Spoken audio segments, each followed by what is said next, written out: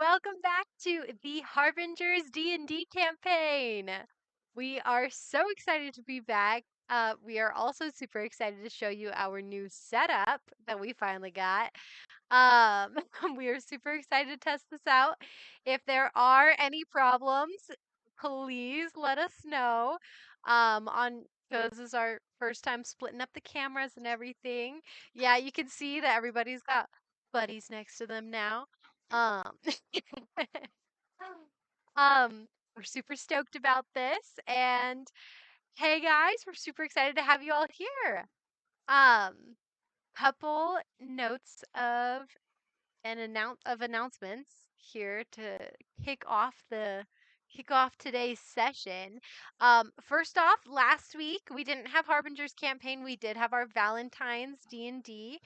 Um, and so we had so much fun working with Zachary Kistner for that, working as he was promoting his book, Aron's Archive of Fractured Realities. So super fun. It was a great one shot, and it showcased a lot of the new creatures and classes and races and everything.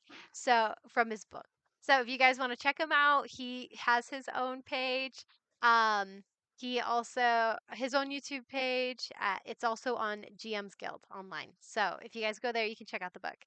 Um, Today we're coming back into Harbingers, and with that, we wanted to announce a couple things. So the first thing is from the last time we played Harbingers, we got a comment from at NovaFlare4580 who commented, I think Nuri should get inspiration mainly for the conversation with Amaris, and well, I just liked when she was on the verge of tears and held back in the moment.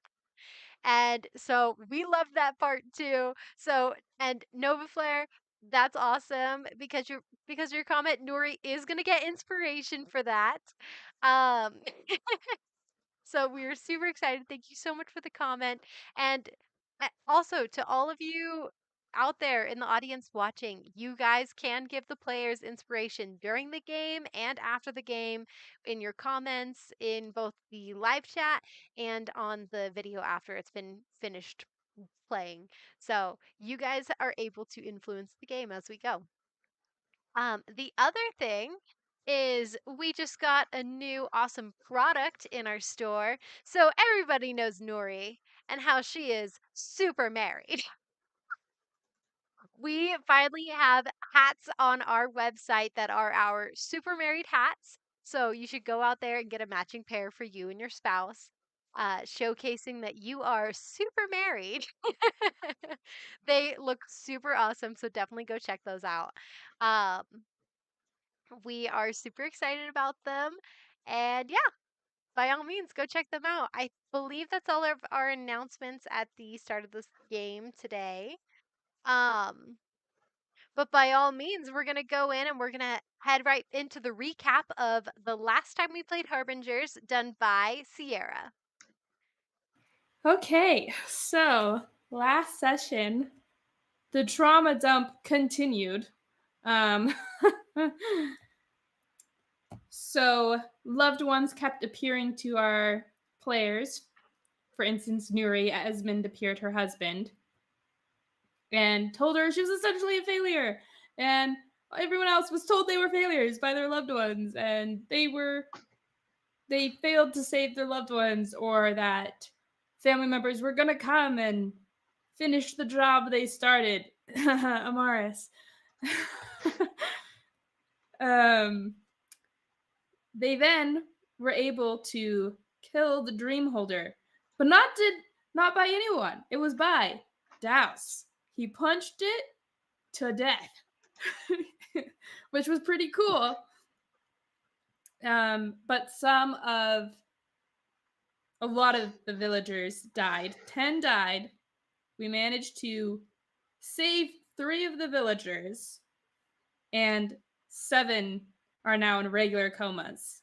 So, sort of one. We then were able to get the rest of the research we needed for Nuri to complete her spell. So now she can bring people back from comas. Well, sort of. Only can do it halfway. They learned that people in these comas are being absorbed into monster bracelets that are on these big legendary monsters that we have fought. And they're just being absorbed. Who knows for what reason, but they're being absorbed there. And if you destroy the bracelet, the souls are launched across the world somewhere.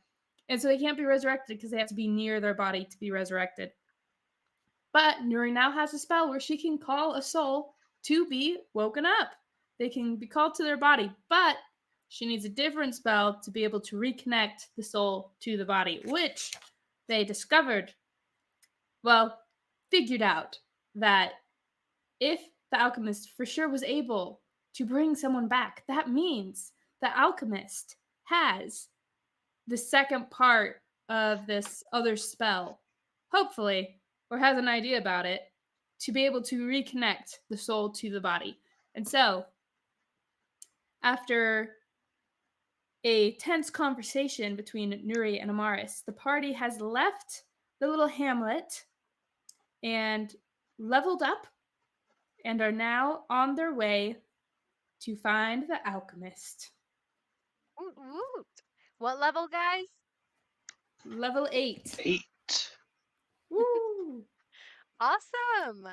Yes, Professor Foghorn, very snazzy. Level 8. Unless they were saying that about the new layout. But love that. And welcome to Seji, Professor Foghorn, Lady Noir, Silver Dust. We're happy to have you guys here. And to everyone else joining who hasn't commented in the chat. So that is a-okay. And for all of you also joining on Twitch, we are streaming live to both platforms. I don't know if I mentioned that actually. We are returning back to Twitch as well as doing YouTube. So we're just adding an additional platform. So we're streaming live to 2 platforms right now. So, woohoo! We're excited. Welcome. Alrighty. Yeah.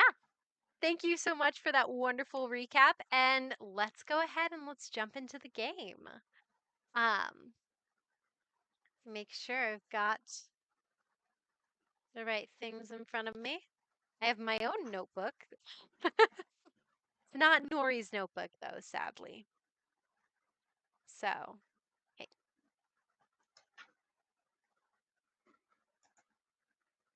Okay. Alrighty, so right now, you guys are all traveling.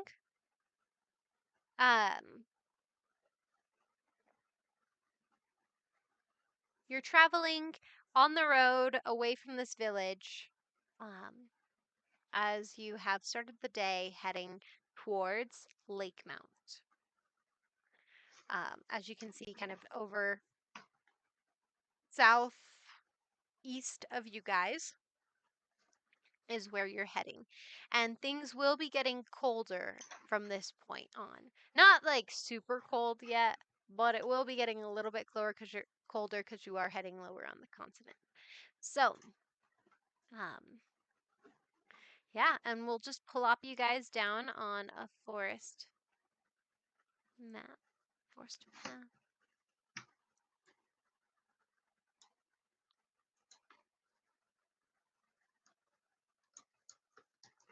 Alrighty, you guys see yourselves on the map? Okay, perfect. Oh, Nori, you're at 14 health. At this point, you guys have all had a long rest. What? What? Nah. That's too easy. Well, has Well, no, Nuri gotten actually, one? Because Nuri stayed up. She got point of exhaustion. Oh, that's right. she did stayed have a up for point of 20 hours. creating So she that hasn't spell. actually rested yet. Oof. Okay, yeah.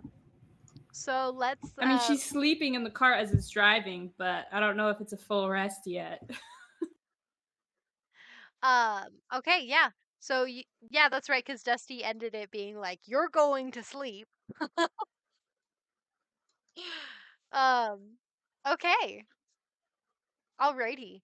So Nuri is resting in the cart as you guys are traveling along. It is morning after this traumatic encounter with the dream holder.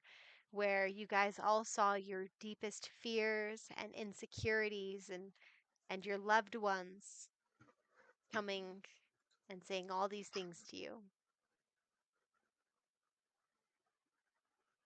Is there anything you guys are doing on the cart right now?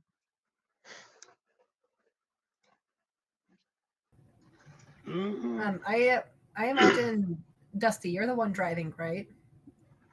That's correct. Yeah, Amaris is going to be like up at the front with you. Okay, perfect. Yeah, Dusty's just going to be leading the cart on its normal way. Just kind of, I mean, generally, there's just an aura of like, man, I'm uncomfortable across like the entire. I feel like that's a through line throughout the entire cart, uh, and like weird excitement, I guess, because of the spell. But I mean, yeah. Aside from that, Dusty's just kind of staying quiet. Douse would be keeping watch on the road, just doing his normal thing, making sure that we're safe, but might be gripping a little too hard on the edge of the wagon or something if people are paying attention. It was a rough fight. Yeah, pretty rough fight.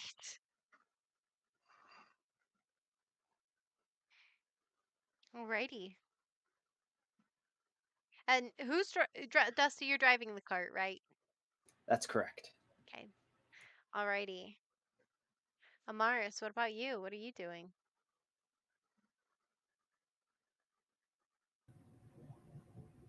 Amaris, sorry.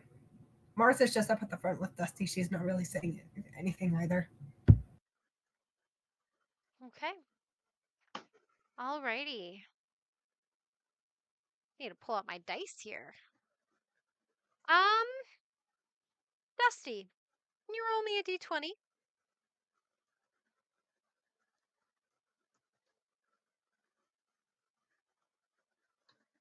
Yeah. 5. 5. Yep. Alrighty. 5. Okay. And Amaris, can you roll me a d20 as well? All right. Should we trust the digital dice or should we go with physical dice? Ooh, that is a good question. We're not trusting the digital dice this time. That's a 9. Okay. All right, a 9 and a 5. Okay, perfect. You guys are kind of lost in your thoughts as this group is silently kind of going along. You feel just the horses kind of trotting along, the little bit of slight bounce as the carriage goes over these bumpy roads, these bumpy dirt roads.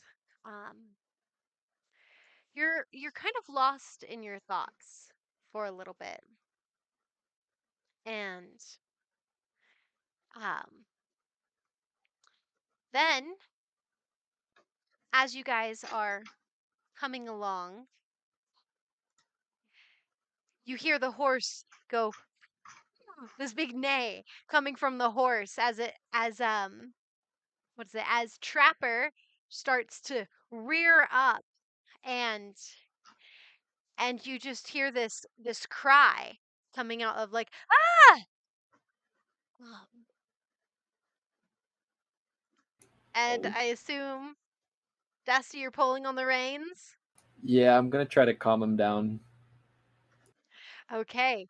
All right. So you pull on the reins, and the carriage kind of comes to an abrupt stop as you see a young boy in the road. Oh. Also, real quick, Melody Wolf from Twitch says, "I love seeing you guys back on Twitch." Oh. Oh, we- yes, we love seeing you guys back on. Yeah, we're happy to be back on Twitch. It's good to see you guys. We have horses now. We- that's the update you want to tell. Update: we have horses now, and more trauma, collective trauma. Collective Pretty trauma. good. I love that. Yeah. Dusty kind of like pulls on the reins, and he like stops, and as he looks over top, he sees the kid, and he speaks out to him. He says, "What are you doing in the middle of the road? He Didn't you kind see the carriage coming?" You see him kind of like holding like a hand to his heart, and you see this young boy who looks to be about 10 years old. At this point, also, just so you guys know, for like time wise, you guys have been traveling for a couple hours. It's just a little before midday. So Sierra, you've been resting this time as well. So you jolt awake to the cart just coming So to did an I abrupt get a stop. full rest? Um, no, not Okay. entirely. You got kind of like a half rest. Well, in this case, it'd be a short rest technically, but Okay. you can, if you don't participate in any like fighting or like extraneous activities, you can continue your rest after this. Cool. Okay, yeah. But you are jolted awake by this, and anyone who was asleep in the cart is jolted by this. And so you see the boy, he's kind of clutching onto his chest, and he's kind of like panting, and he goes, he's like, "Oh, well, didn't you see me? Why didn't you stop? I I was just in here. I was trying to cross." Fair point. My apologies. Are you all right? Well, I think so. I don't know. I just and he kind of like he's kind of his falls down onto his butt, and he just kind of sits in the dirt in the middle of the road, kind of like breathing heavy. Um, Dusty's gonna actually hop down and walk okay. up to the boy, and He as kind he of walks, closes in a he's little bit. yeah, he's gonna say, "It's okay, it's okay. I'm just coming to make sure you're all right. I didn't hit you, did I?" And as he like walks up, he kind of like inspects him, checking if he has like any wounds or anything. He doesn't let you get too close to him, but he does allow so but you can do like a little bit of a perception check. So roll perception. Um Oh my gosh. That was a Dang, nat already. 20. 27. Dusty knows Um everything about this child. no. Also, could Amaris start looking around? Yes, you may also roll a perception check. Um So Dusty, as you're kind of like looking over the boy, you notice that he seems um, very small, skinny, very unruly hair. He's wearing just a very shabby cloak. The hood's down. Um, it looks like it's got lots of like tears in the cloak. He doesn't look very like well kept. Um, and um as you're kind of like looking him over, he doesn't look to be terribly injured at this point. Um, you do notice that there's like a little bit of like some scratches on the arm of like his long sleeve shirt, but you don't know if that was from this accident or from something else. Um, it does not seem like he was hurt by like the horses or anything. At least by your initial like look over of him. From your not terribly far away, you're close enough to him to see all of this, but he doesn't want you to touch him. Fair. That's good advice to all you kids watching this. If an adult comes and approaches you, keep a good like 3 feet away from Yeah, them. exactly. Also, welcome Scarlet E as well. Um Wow. we love seeing everyone's comments in the chat, in both the Twitch and the YouTube chats. All I'm saying Um is the only relevant roll was a natural 20. Anyway, quick thing before we proceed. Douse, Nuri, you guys are inside the cart. What are you doing? I mean, so Douse was trying to keep an eye out on the road. I guess he missed the kid. So he's, Wait, are you also at the front of the cart? I mean, in the picture, he was right next to Dusty. Okay, now now we have to figure out the order here because 3 people said they were on the front, and there can only fit 2 people on the Okay, front. we're Douse sharing was the middle seat. Douse was watching from our behind, making sure no one tried to surround us. Okay, That He was does in make the back. All right, that makes sense. I was like, hold on a second, where is everyone? Okay, We so all Douse, just piled up on that front bench. Nuri just got the entire back to herself, like the entire back area. It's just her. We didn't want to She's bother. back there. Beauty Yeah. rest. she's back there with Douse now. Wait. Threats, Actually, that's a fire good question. spells. Did my 20 years of aging stick when we No. woke up? Darn. Okay. Darn. So It was wanted, it was wanted in to a bring that dream.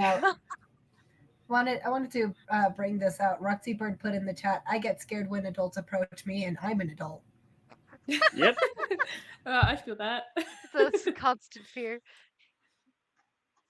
Oh gosh. Also, thanks Seji for joining the stream. We'd love to see you in next week as well. Alrighty. Okay. So with the 18 perception check, Megan, that you got, so you're also at the front. Are you still seated on the seat?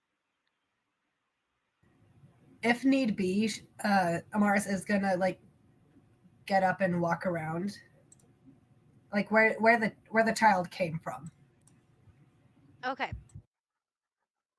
Alrighty. So you kind of like are looking around. You don't see anything coming from the tree line because there's a tree line on either side of you guys. Where on this map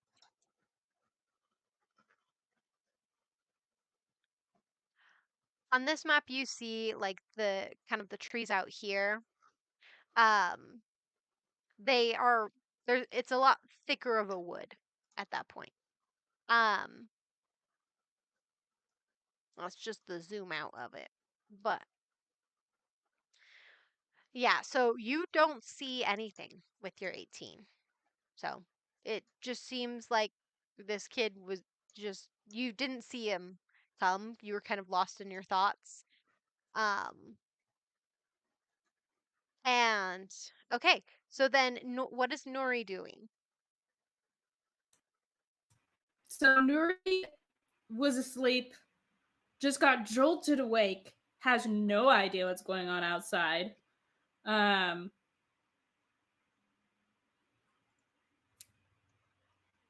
She kind of like groggily like gets up, has her notebook, her owl, her spiraling words of magic, and just like opens the front windows and sticks her head out. And she's like, "What's going on?"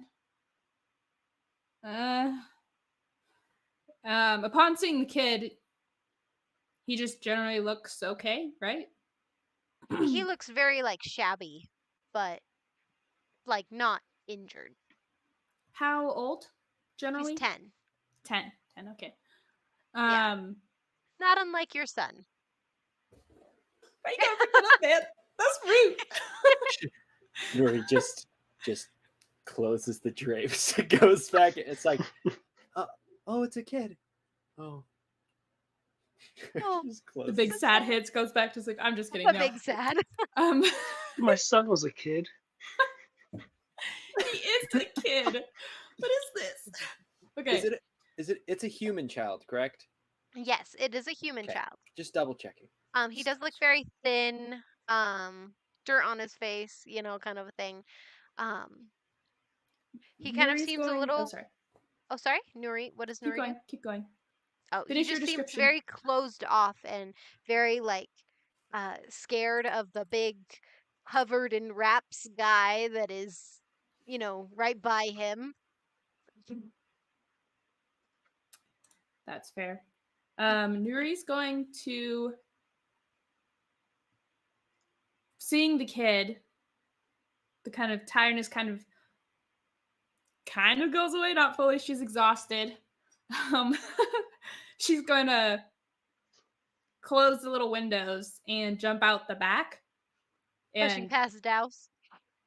oh, Douse is back here too. He's not up front. No. Okay, that's right. No, he's in the back. I'm like crawling over, pushing over, whatever I need to do to get past Douse. Be like, there's a kid, and I'm gonna open the door, the back door, go up to the front. Okay. Oh, my little owl. Let's see, can I move both? You Yeah, should cool, be able cool. to. Douse is gonna be like, Go up and around. okay, the kid. Why are we making a big deal? Okay. So is Douse gonna head out to the kid? He's kind of just staying back there, still keeping an eye behind us and whatnot. Okay. Okay. So Nuri gets out. She goes up to the kid, her little owl on her shoulder. He kind of like turns away. As Nuri approaches, Dusty's actually gonna like, as he sees her, he's just gonna kind of like nod towards her and go up towards the horses and make sure they're okay as well. Just like draw his attention away from the child. The horses seem to be like calming down at least a little bit. They still seem very like shaken. Um Trapper's kind of like trying to pretend to like not have been frightened, even though he's the one that like reared up and everything. Lucky, is like still kind of like skittish from it. You see he's kind of like just very skittish. Okay. So when Nuri comes up to the kid, she's going to kneel down a little away from him so she's not threatening. She's like, oh my goodness, are you okay? You look a little hungry. She's going to reach into her bag and pull out one of her rations and place it on the ground kind of in between them so he can choose to take it or not. And she's like, go ahead, have some food. I just have like an image of like you trying to coerce a lost puppy to come forward or something, or a little animal, putting it on the floor. Look, he come out. It's fine. It's okay. What does the boy do? Does he react to that? He kind of like he's still very closed off, but as he looks, as you set the food down, he's still staring at you, kind of flicks over to Dusty a little bit, then finally kind of like looks at the food, and you see him kind of like sniff it in the air a little bit. And he very gingerly, he still has like one arm kind of like pressed against himself as he gingerly reaches out towards the food and then snatches it real quick. She'll just pull out another. She's like, you can have some more. She'll put it down. I'm Nuri. What's your name? He grabs more and he kind of like stuffs it down his shirt actually. And he pulls off like the tiniest little piece and like starts to nibble on that while he's like tucks the rest away. He goes, "It's Charlie." Oh, Charlie. It's so nice to meet you. Are you okay? Did you get hurt at all? I don't know who you are, so, um, um, I don't. He seems to kind of be breathing really heavily now, as he's like, "You're a stranger. He's really big. really, really, um, uh, uh, uh, ominous. Dusty like turns his head over his shoulder, um, and he like looks down at the kid, and he says, "Well, I come across that way. My apologies. Do you like horses by chance?" He goes, I've never really messed with a horse. Hmm. I If see. you get behind one, it hurts. It's what my brother told me.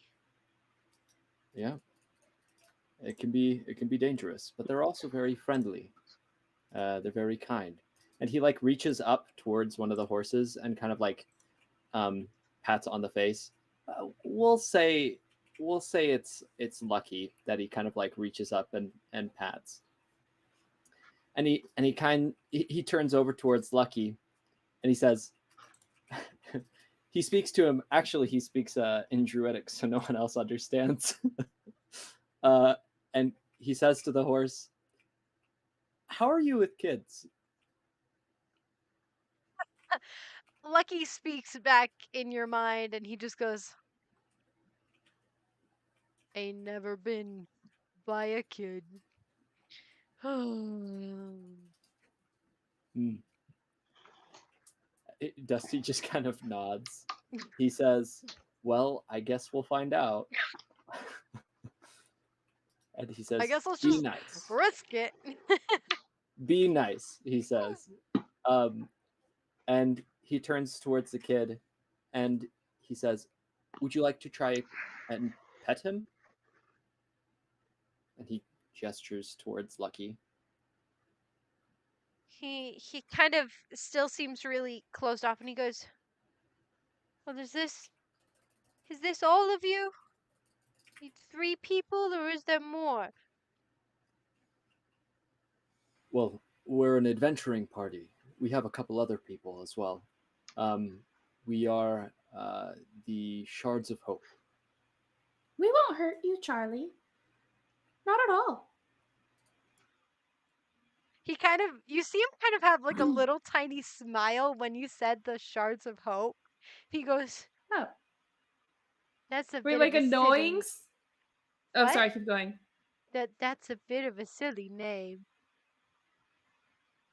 Can I make an insight check to see if like that smile had malice or anything, or Oh, like target from you, acquired? it's more of amusement.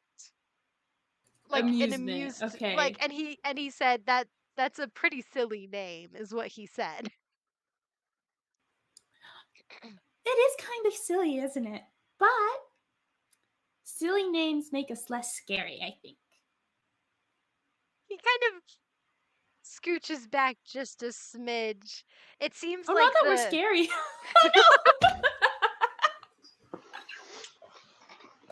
That's what they all say. Yes, Scarlety.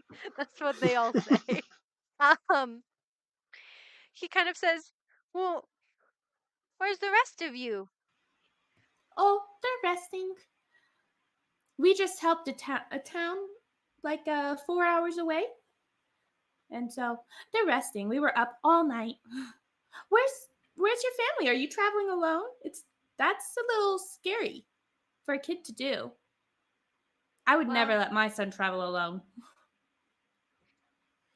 he, uh, before he responds, Douse, are you doing anything in hearing this conversation or anything? Uh, Or Amaris? Amaris is getting suspicious. She's keeping an eye out. Okay, you can keep watching. I mean, Douse is listening. He would have joined if no one had asked about the child's parents or anything, but Nuri had just said it, so he's going to stay quiet for just a little bit longer at least. Okay. Alrighty. Okay, so he responds to you and he goes, Well, my parents are dead. So it's just me. I see. Do you live close by, or are you just traveling around on your own? Just And Amaris is also going to like call from over her shoulder. Didn't you say you have a brother? yeah, I have a well, I have a brother. He and I aren't on good terms right now. Is he an older brother? Do you need help finding him or going to a No, town? he's all right. Well, I think he's all right. He's just working a couple jobs and stuff in town, and I don't know, I just wanted to wander about a bit. And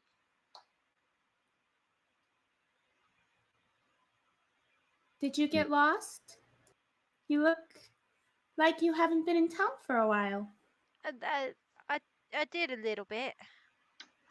He kind of seems to be like fiddling with his fingers a little bit, kind of fingering like the tiny little bit of piece of food that he hadn't like he had just a little bit of it and he was nibbling on it, and so he's kind of just like holding it a little bit in his hands and fiddling with it. Um, Douse, um you hear like a rustle in the bushes off on the tree line. Sierra. Do I see anything with it or no? No. You just saw like a bush kind of like rustle a bit and you heard a noise. Okay.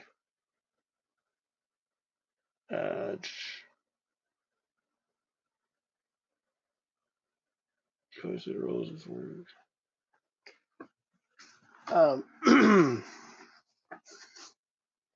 Douse will cast resistance on himself, Okay.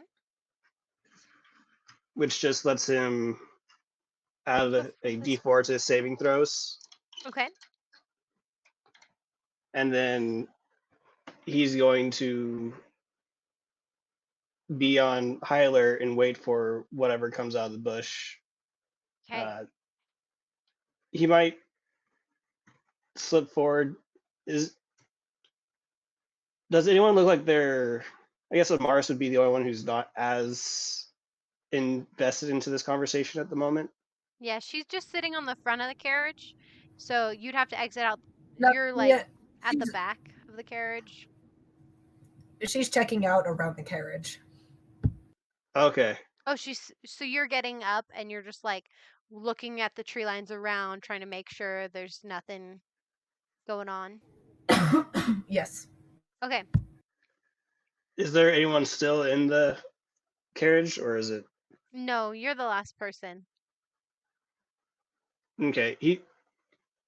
He likes the element of surprise at this moment, but if anyone comes near, he's going to try and signal some of his party members. So I guess if Amaris ends up walking by at all.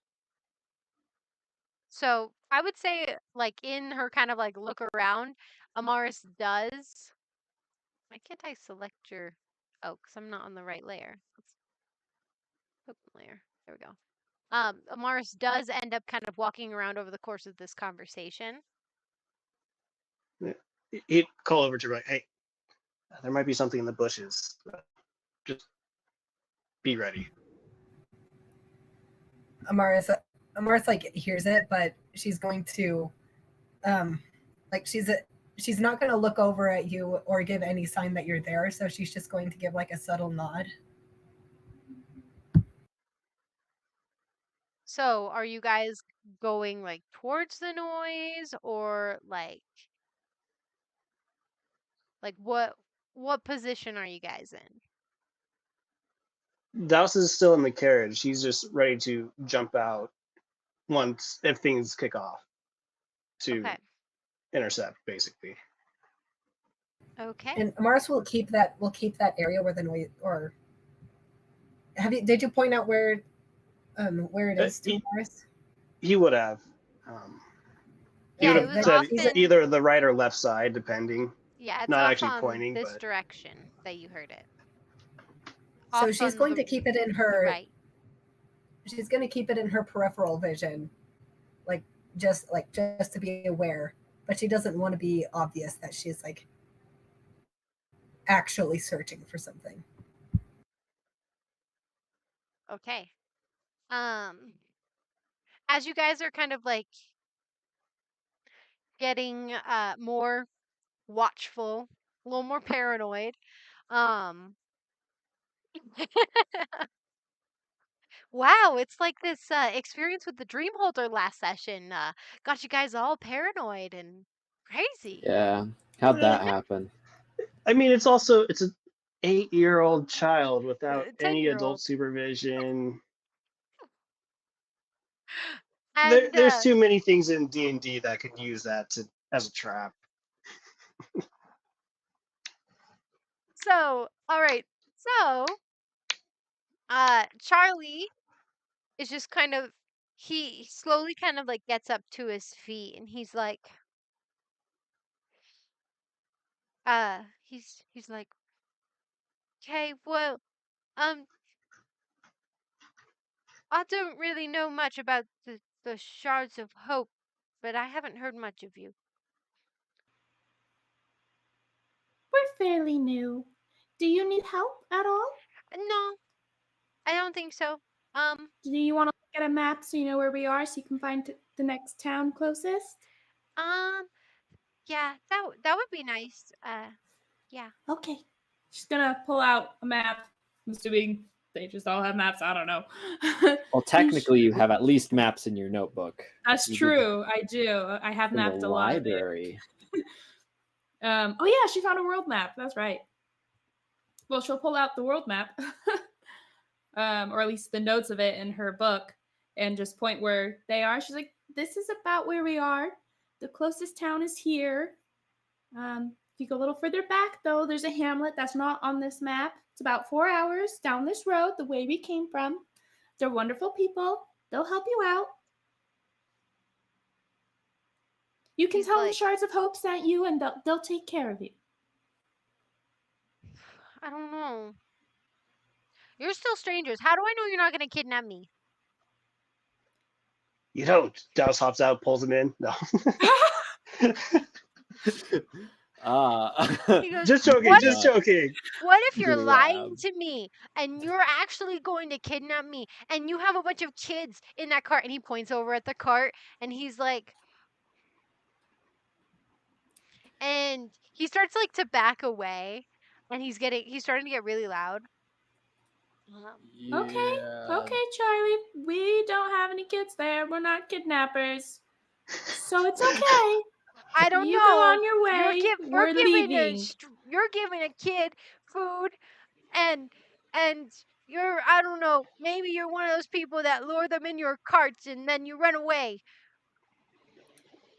Well, Douse might be I short mean- enough that at a glance Good he luck. might be as tall as a kid. He was like, I that mean- kid. If you that kid? What kid? No, Points it down. Douse doesn't come up. I was just thinking, like, it's funny. He's like, he's there's short. someone about that height. He's short. Dusty just kind of says, "Well, if you don't trust us, then that's totally fine. You can go wherever you feel. Whatever makes you feel the most comfortable." And he kind of he's like, he seems to have this like frustration with himself almost. Like it's kind of like he starts to kind of pace a little bit. He's like trying to decide. It almost looks like he's trying to decide whether or not to go to you or like to come closer, to go further away. He's like, it's like, so you're not gonna kidnap me? Nope. If we wanted to, we would have tried already. Yep. Yeah. Goes, when can I pet your horse? Of course. Absolutely. And Dusty kind of like steps to the side and like he probably kneels down to make sure that the horse doesn't like buck or anything. Okay. So you're kneeling down next to Lucky. Yep. Okay. So you're kneeling down next to Lucky. Oh my goodness. And he comes on over in between the horses. And he That's kind of suspicious. going in between the horses. Yeah.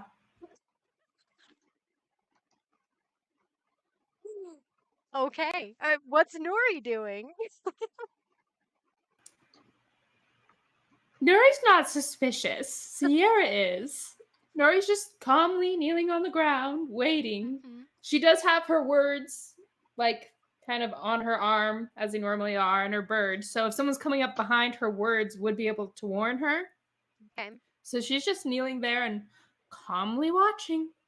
That's Okay. it. Alrighty. Alrighty. So he reaches out to slowly to pet the horse. And Lucky just kind of is pretty chill. He seems Lucky seems a little like tense.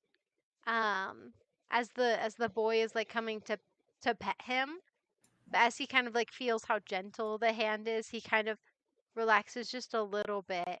You see Trapper seems to you see Trapper is kind of like looking at the kid, and he starts to kind of like paw at the ground, getting a little antsy.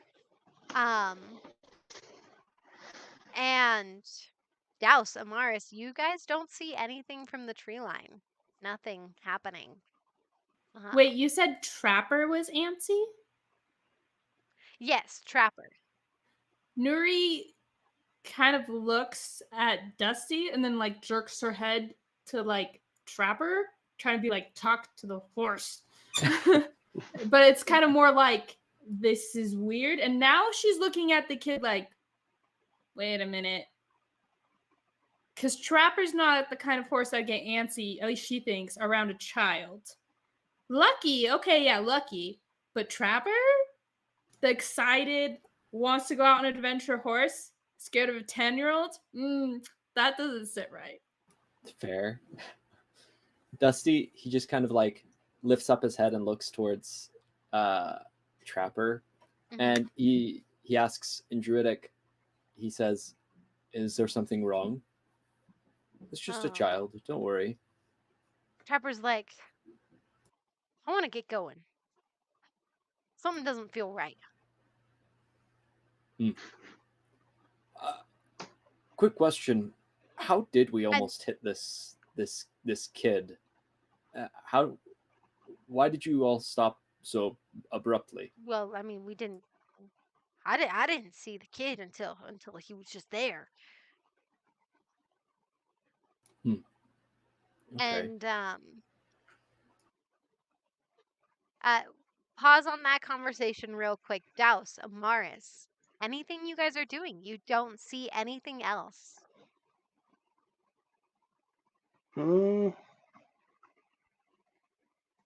Has it been a minute yet? Yeah, it's been like 2 minutes at this Okay. point. I've lost resistance. Oh, yeah, sorry. You don't have your spell that's on you fine. anymore. It was a cantrip anyways.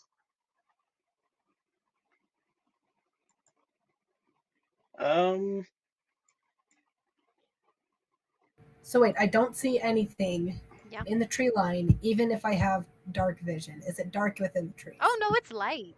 Well, I mean, like, it's sunny outside, but no, there's like trees and bushes and stuff. You can't see past like the trees and the bushes.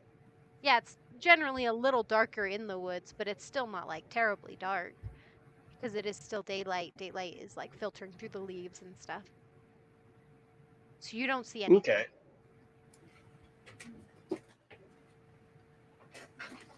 I gotta think about how this is gonna work. But Douse is gonna be casting Sanctuary on Um, who's the closest to where the movement was happening Hmm? in the bushes? Who was the You closest? two are the closest. Okay, he's going to cast Sanctuary on Amaris, Okay. It is which off I. in like this direction on the right hand side. Mm-hmm. And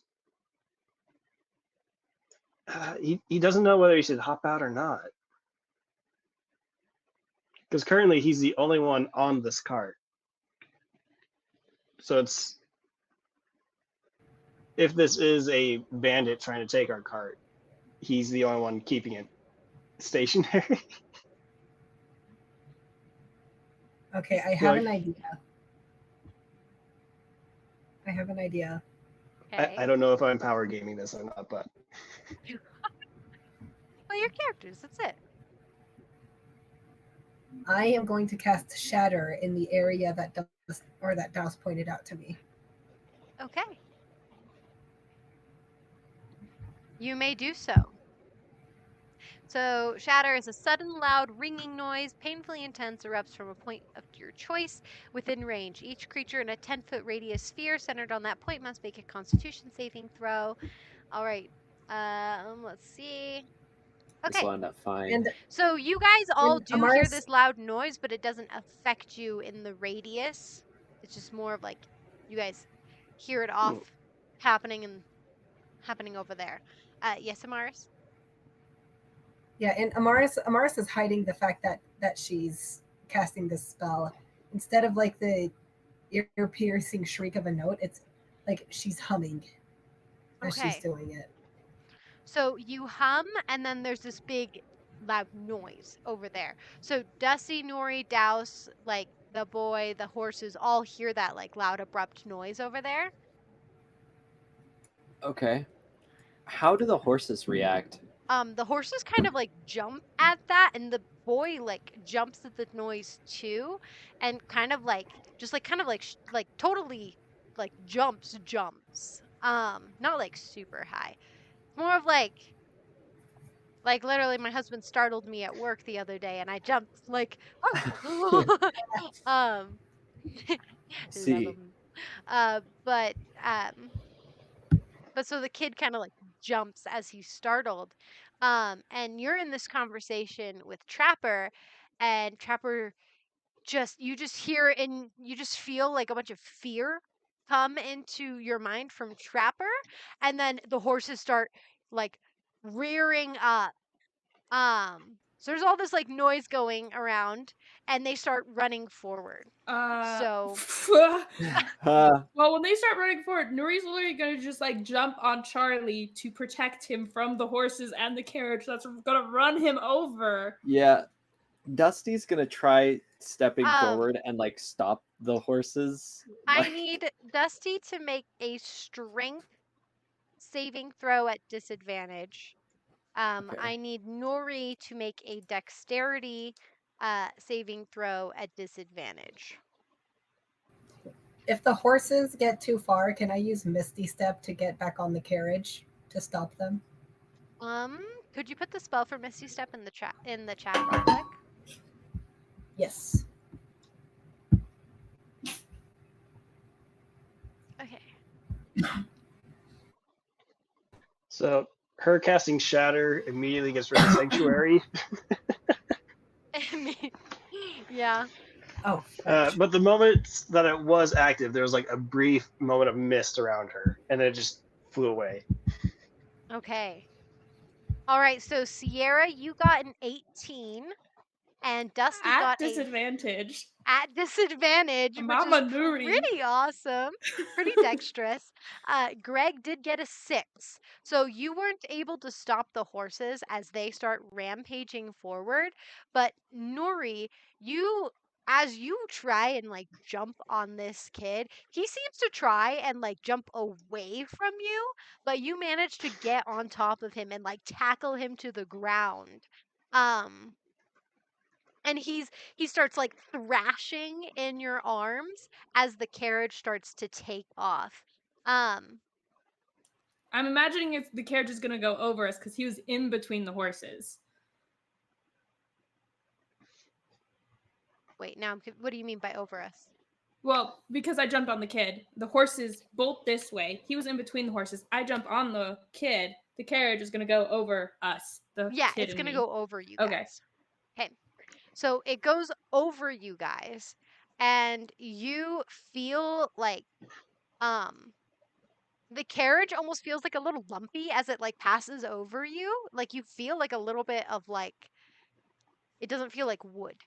And the carriage is like taking off, and you guys turn to see someone crawl out from who they were clinging onto the bottom of the cart. Wait. So, like, the carriage, does the person just hit me and fall off the cart?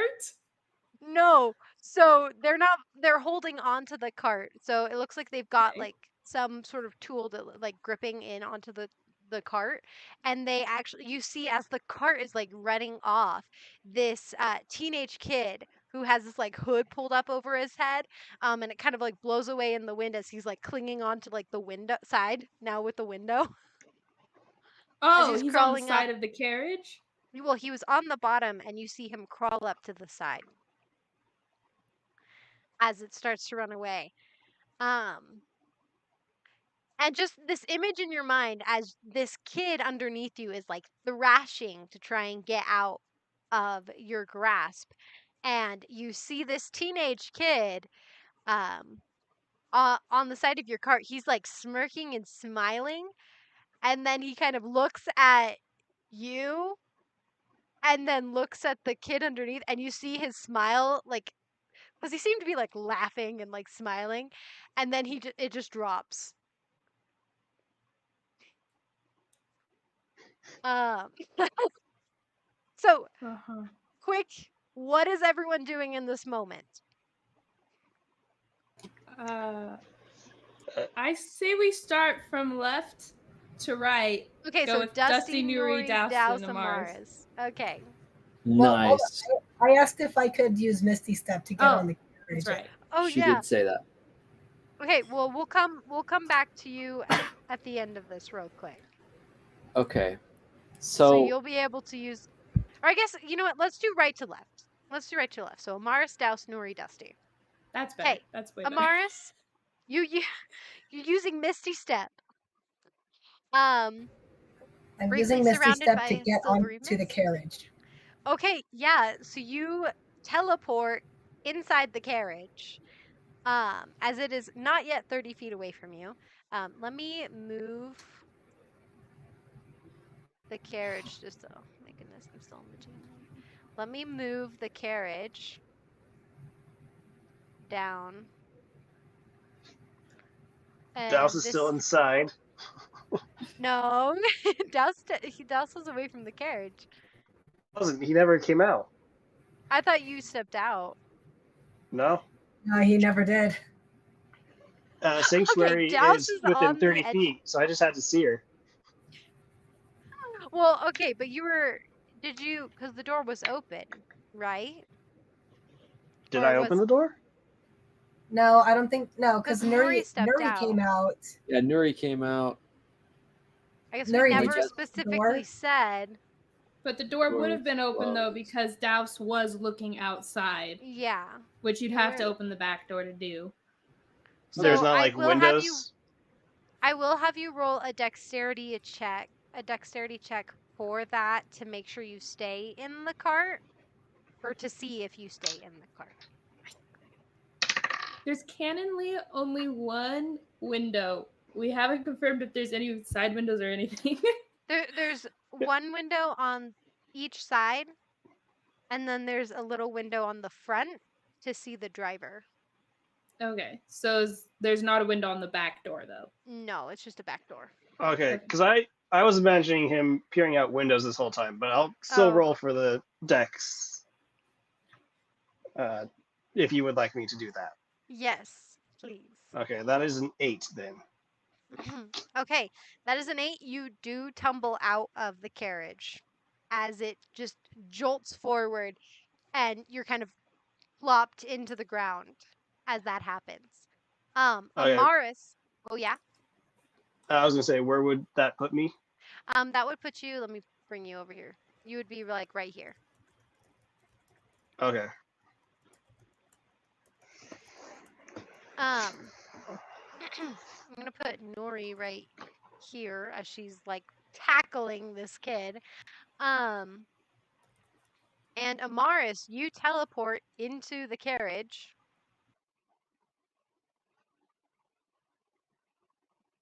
And get let me see if I can get a carriage here.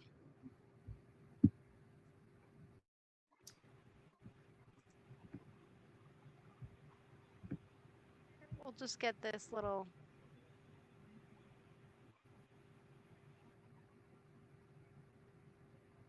Can kind of get this. This our little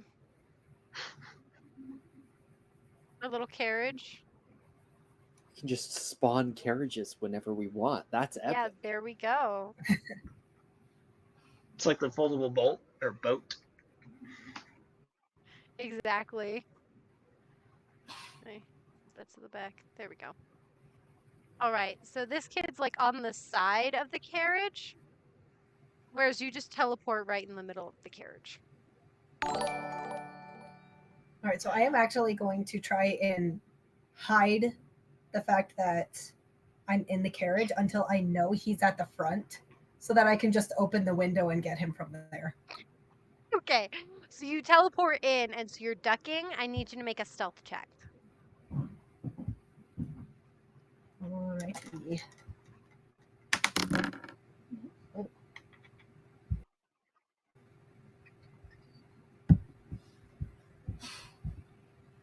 Alrighty.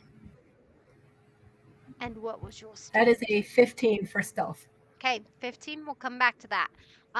Douse, you toppled over, and now you're on the ground. What are you doing? He's going to try and catch up to the wagon if possible. Okay, so running after the wagon. This is like, okay, so you can. I'll say that you can catch up to the wagon. Let me see the. Okay, so you can get up to like right here at the back of the wagon. I have But 35 feet of movement. okay. All right, so you can get like right up to the back of it. Can I grab it at all, or am I? For that, because you did like tumble out as part of like all of this, I'm gonna say you'll have to wait to. You can reach out to try and grab it right now, but I'll have you wait to roll Okay. because it is a moving cart. And Nuri, what are you doing?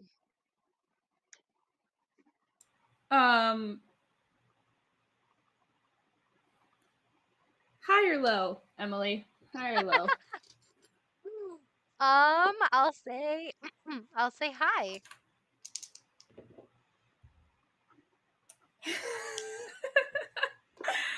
Oh my gosh. Okay.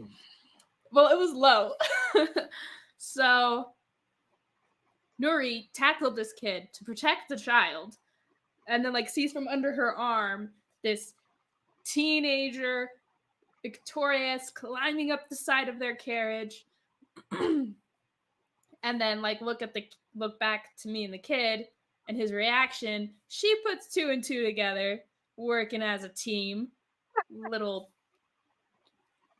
thieves. And so she's going to kind of scoff. She's like, oh, of course. And she's going to just grab the kid that's under her by like the scruff of his neck and stand up and pull him to his feet and face the teenager. You wouldn't be able to grab him by the scruff of his neck because they don't have like a lot of flesh. No, I mean like the grab. clothing, you know. Okay. Like right there. All right, so you grab him by like the back of his cloak and you pull him to his feet. Yeah. Okay. All right. Dusty, you missed trying to stop these horses. And you see Nuri just like laugh and like pull up the kid. I see. And you also turned and you saw this kid, this teen, the Okay, I did teenager. see the teen. I saw the teen. Okay, hold on. Can I make it to the front of the carriage? Would I be able to get up there? What I want to do is try to get onto the carriage and then try to make stop it. the horse. Yeah, try to stop it by being in the driver's seat. Yeah, so you can make it to the top of the carriage. I will with your movement. Aha. Okay. Okay. So yeah, he's going to try and get up there, and then he's going to try to calm the horses down and like have them stop moving. I could do animal handling. I could also do land vehicles. I have a couple checks I could do. Yeah. Okay. I'll have you, when that moment comes, roll animal handling. But that's kind of it for like the really short, kind of like half a couple seconds round, I guess, in a sense. So Okay. what happens next is, Douse, I want you to make a dex check to get onto the cart. Also same with you, Dusty, dex check to get onto the cart. Okay. Amaris, when you ducked, he was like holding in onto the window on the side of the carriage. But you feel like with your 15, he did not notice you. Just a flat dex, that would give me a 15. 15? Wow, Okay, you I make got a it 15 onto the as back well. of the carriage. It's a lot of 15s. I got a 15 as well. Okay, 15, 15, 15. There we go. You make it onto the carriage. All right. So at this point, the teenager is like holding on, and he kind of like looks at like everyone who's like running at the carriage, and he kind of like looks at you, Douse, as you jump onto the carriage, and he's like, ah, and then he looks over at Dusty, who just jumps onto the Hello there. carriage, and you just see him kind of have a big sigh and just kind of hang his head in defeat, and he just kind of like hangs on, and he waits for the inevitable. So Dusty, roll animal handling. 16. 16. Alrighty, Yep. so you manage to calm down the horses as you pull on the reins. You also calm them down in their minds, and they kind of are like very jittery, but you can calm them down to stop. And the cart does come to a stop. Just wait, hold on. Sorry, I need to grab the tokens real quick. It does come to a stop just a little bit further out.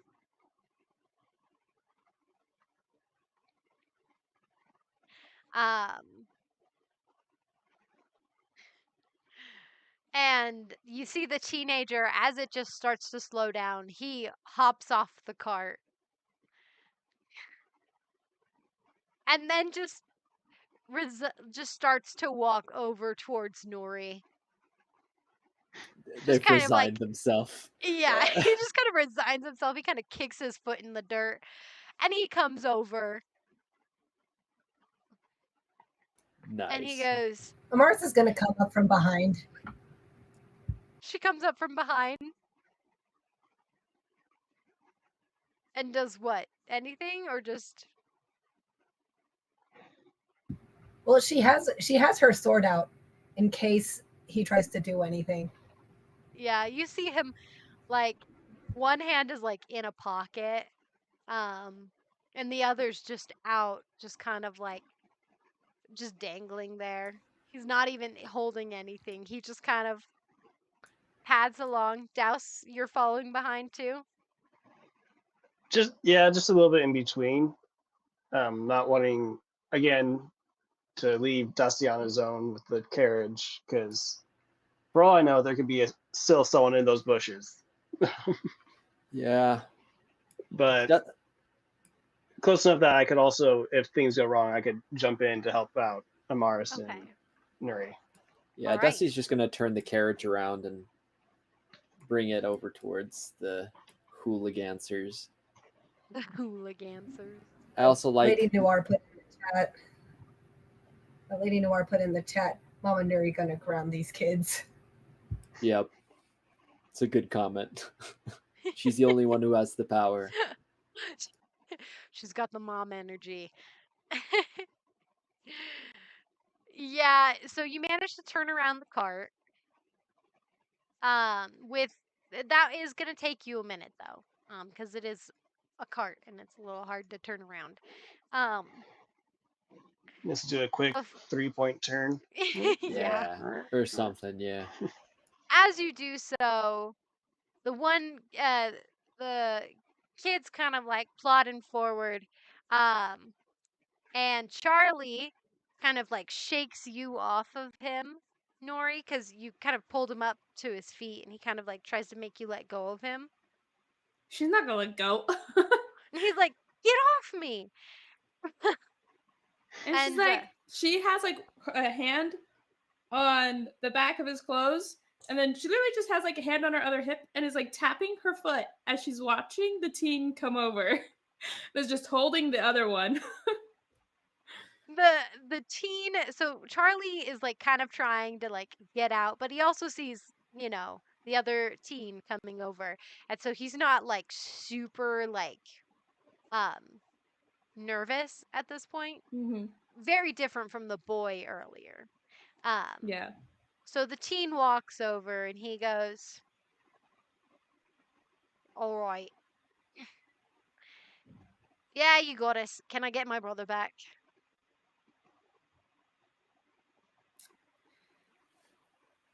Some places, they take the hands of those who try to steal. Right, but we're not in a town right now. You can see that. Nuri shakes her head. Douse, we're not going to take their hands. They're children. I know.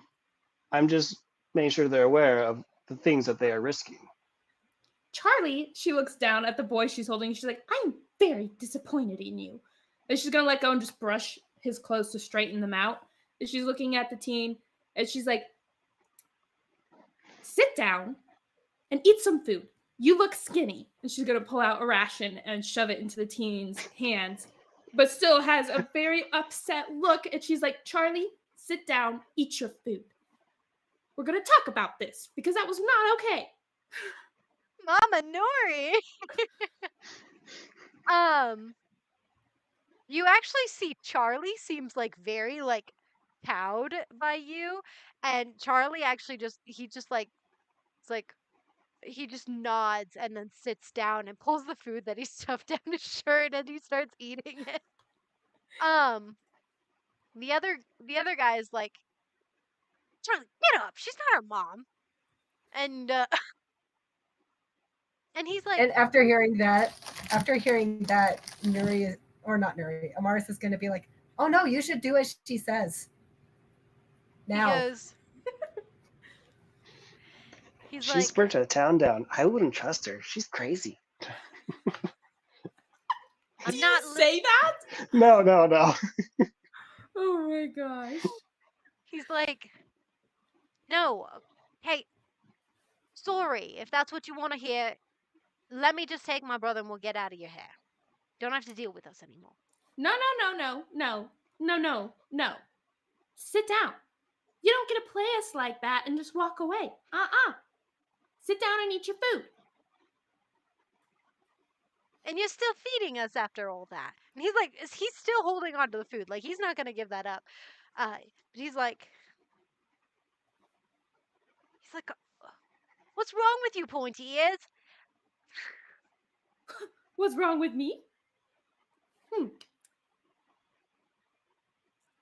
First off, you could have gotten your brother seriously hurt. He was right in front of that carriage. What were you thinking, setting off a big noise like that? That big noise was not us. Nuri's gonna look where the noise came from and see if something's there. There's nothing there. He's like, "Wasn't us." Charlie just had Well, the that's fake good. snake in his leg. And you look on the ground and you see that there's a fake snake on the ground that apparently when he jumped, he had shaken it out of his leg. I see. What's your name? Older brother? It's Ryder. Ryder? Nice to meet you. I'm Nuri. Good to meet Why you are too. you guys out on the road trying to rob carriages of adults? Okay, that was Emily laughing. He just goes, we're just trying to sell it so we can get some money. Real quick, Roxy Bird said, "Can I give Amaris inspiration for intimidation?" Casually approaches child with open blade. You know what? Yes, Roxy Bird, you can give a Mars inspiration. There we Oh. go.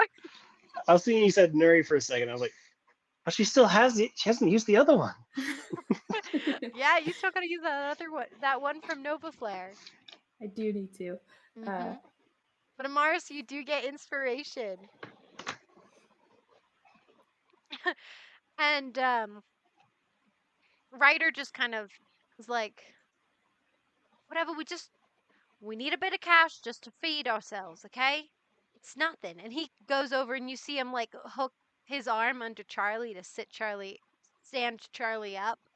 And Charlie kind of with his one hand like grabs onto his brother's shirt, and you see him just kind of like holding it. And Charlie's like, yeah, what he said.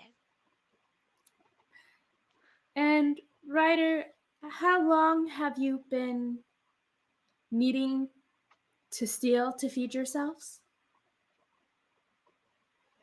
A couple years now. We're not that good at it, as you can see. I also Well, don't good really enough have a for lot a of couple years. Yeah, I usually do the jobs. Nuri, don't encourage them. He's like, I usually do the jobs. But this one we were gonna get paid big. So From who? just a gang up the way. She's gonna pull out another ration and kind of like tap it, and she's like, who's this gang? Got a name? He's like, he kind of holds out his hand. You see him kind of like look at you, sizes you up a bit. Not checking you out. That's different. He sizes you up. Superman. I'm just kidding. Super married. Yeah, go check out the hats on our website. Shameless plug. Anyways, and he holds out his hand for the ration. Name first and I'll double it. You'll keep your word on that, right?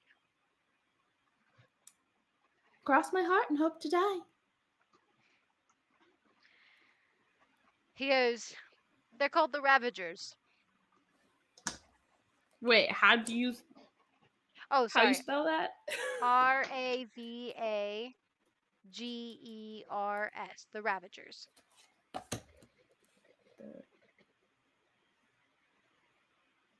Ravagers, right? Yeah, Ravagers. Let me pull up the map real quick. Once he says the name, she'll pull out another ration and hand him both. And pull out another ration. So now she has a third one out now. And is still like kind of holding it like, Yeah. let me He's okay with this. And did they give you a specific target, or was it just anyone on the road? Just anyone. Holds out his hand. She hands him the ration. She pulls out another. He pockets it. You see Charlie has this big smile on his face at this point. He seems to be thoroughly enjoying this exchange. Um, you also notice that Ryder at this point has kind of like taken a his his other arm so it's his hand that was in the pocket that is now like out and receiving the rations. And his arm that was kind of dangling by his side is like around his brother and like like just resting on his brother's other shoulder, so very protective stance. As you pull out another ration. So I'm taking notes real quick. No, you're good. You're good. You know that Nuri is making mental notes right now. Nuri's Yes. making mental notes. Sierra's writing the notes down. I have something for Dusty to say. We'll assume by this point he's like fully rotated the cart. He's gonna hop down and kind of like pat the horses on their heads, make just like it's gonna be okay, we're okay, kind of a thing. Yeah, and they're okay. And he's gonna take a couple of steps forward, and he's going to say, "I'm gonna flip him over." Whee! Yippee! Okay. And as he approaches, he asks, "Are either of you spellcasters, by chance?" Ryder kind of he looks and he sizes you up, kind of a little leans back a little bit more. Maybe not as easier to take on. Excuse me? Just kidding. And he goes, "One of us will have mercy." "You got a ration?" He takes like a step forward, and he says, he like thinks to himself. He like Nuri's like, "I got rations." He's like, "Oh yeah, I mean, she's got one. Hold on." And he just kind of like turns around and walks towards the carriage. He says, "I'll go get one." His voice like disappearing as he like goes behind the carriage. Wait, says, what was the question Dusty asked, by the way? Are either of them casters? Are either of them spellcasters? Yeah. So Nuri's like, "So, are you?" As he's gone to go get food. He goes, "Nope." And he holds out his hand for the ration.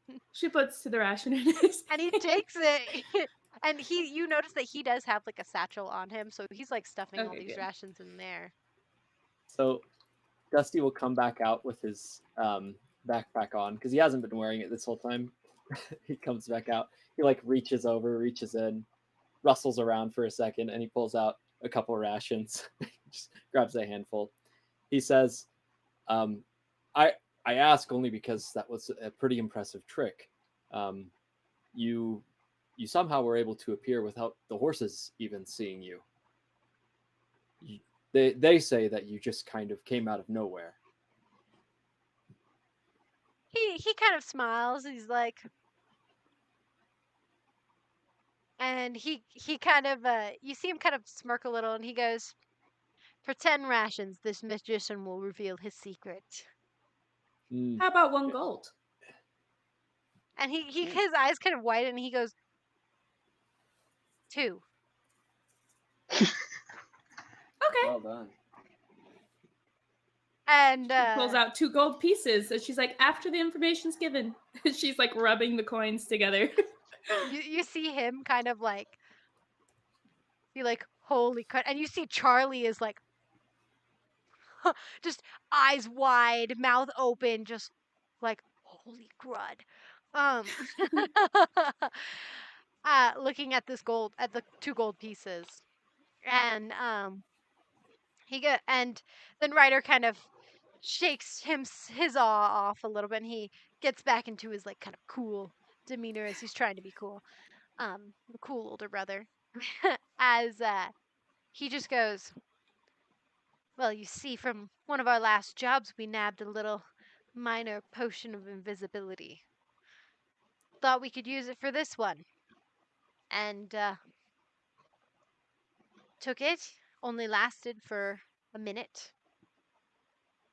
During the whole hubbub of everything, I snuck over, hid under the cart. Smart. Impressive. She's gonna hand the 2 gold over. He quickly like stuffs that into his bag, and then you see him actually like check the bag, feel around to make sure there's no holes in the bag, and then shuts it again. Interesting. Dusty just kind of like thinks for a second. He's just like, so invisibility potion from another. I'm just curious. That story you told us, Charlie, about your parents. Is that true? Are you both without any parents currently? Roll perception for anyone. I guess all of you guys are kind of in this or watching. Roll perception, all of you guys. Okay.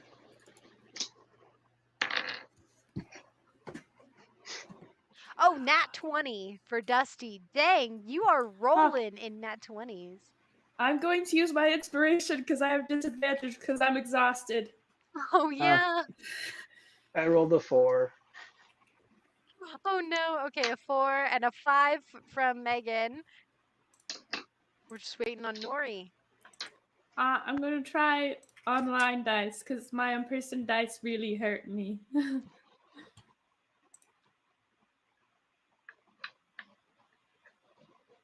Okay. Unless I'm allowed to just take the high one because I rolled and I was like, oh, wait, I got inspiration. So I want to use it. Yeah, well, you can make it straight up. So I would have you roll again. Okay, that's what I assumed. Perception, you said, right? Yes, perception. Oh, man. It's a 9. Still not 10 great. was the DC to beat. All right, so Dusty, you are the only one that notices this. But you notice that Ryder's like fist kind of like, or his left hand, the one that's not holding his brother, kind of like tightens into a bit of a fist when you ask that question. And you see he kind of pulls his brother in a little closer.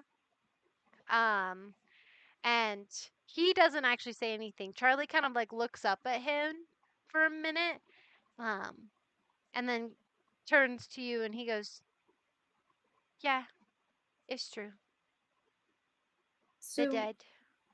how long have you been on your own for? Well, and at this point, Ryder, kind of looks up more.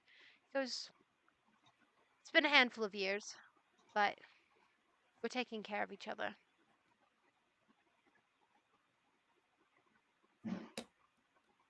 High or low, Emily?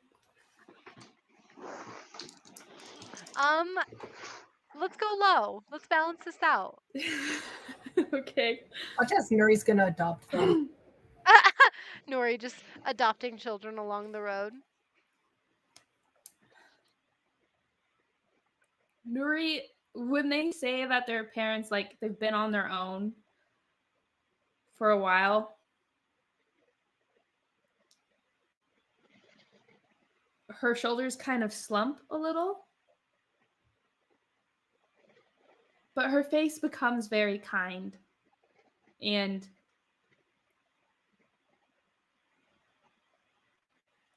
if you would like to, you can travel with us, Ryder and Charlie. I have a son, but he's not currently awake, if that makes sense. But you won't go hungry. And if you just need to get to the next town or more, I'll take care of you. And you said they were, at least the younger kid was dirty, right? Yeah, and when you look them both over, they're both dirty. She like snaps her fingers and both of them are, she snaps her fingers once and then twice.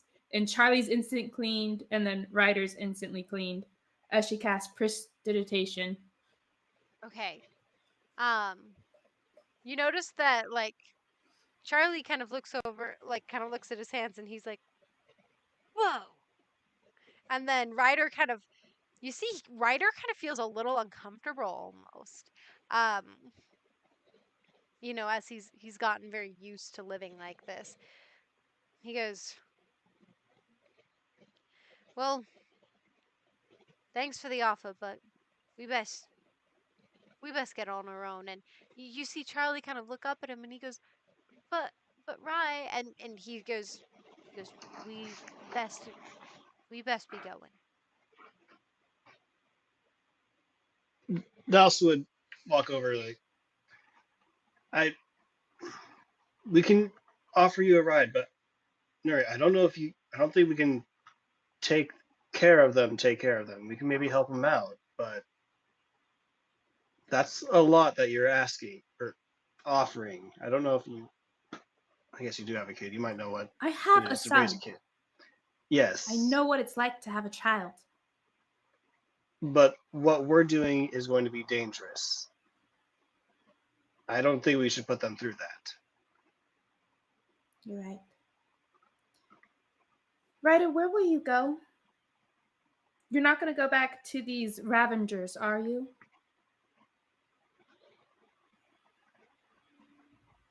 You don't have to worry about us. We've been on our own for a while. We've got this. You see Charlie kind of like looking up at his brother, and Charlie isn't as trained in hiding his emotions as his brother is. And Charlie just kind of looks a little like sad about it. But you see Ryder's like, you don't have to worry about us. We'll be fine. You know, There is a hamlet ways that to you earn can probably go back to up the street. Sorry, I talked over you. Amaris just goes, there's other way to earn money than stealing.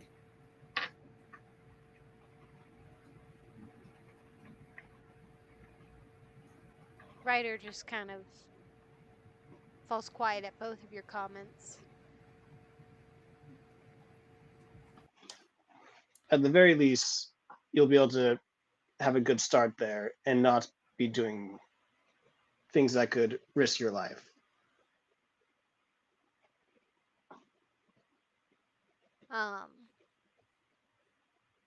To that, Ryder's like, we've been fine on our own so far. And you notice Charlie kind of like looks up at Charlie's been looking at him and like back to you guys whenever you guys make comments, but then back to his brother. And he's like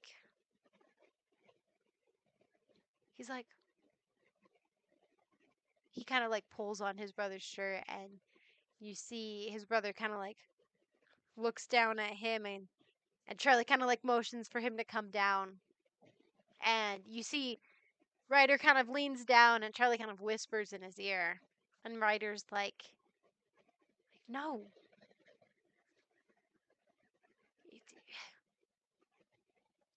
We've got this. We've survived. We're fine, Charlie. And Charlie kind of scrunches up his face a little bit, and he goes, well, I don't think so. And he kind of stomps his little foot at the ground. Douse is gonna go up and stunning strike. What? What? Not to kill, but to stun. To who? To which? To Ryder. You'll What? see why.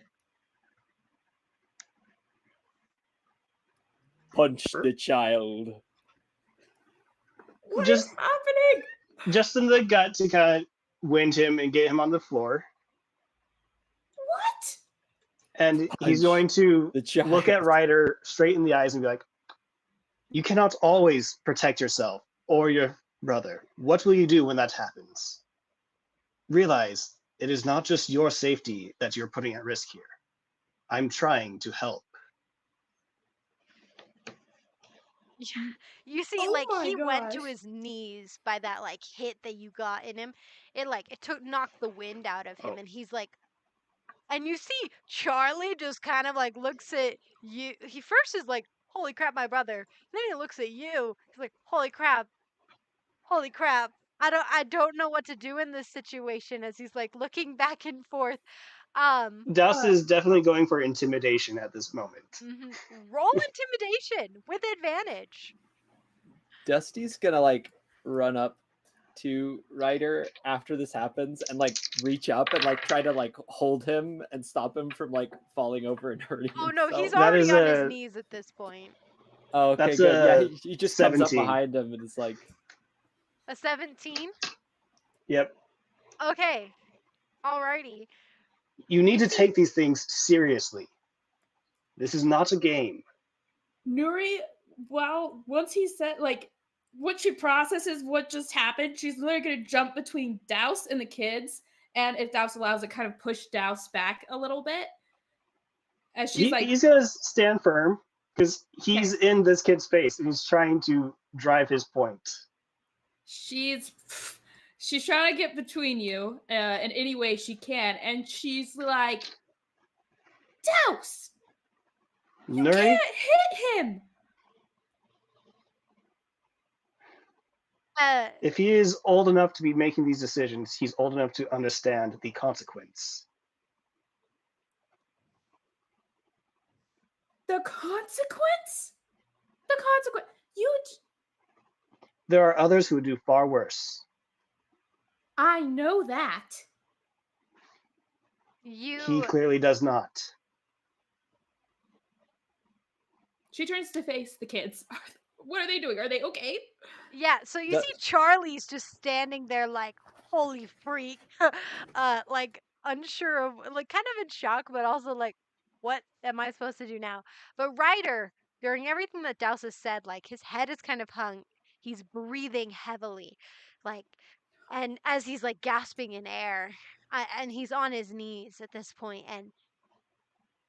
and after you guys say all of this, he he's like holding his stomach. Guess I deserve that. He kind of mutters under his breath.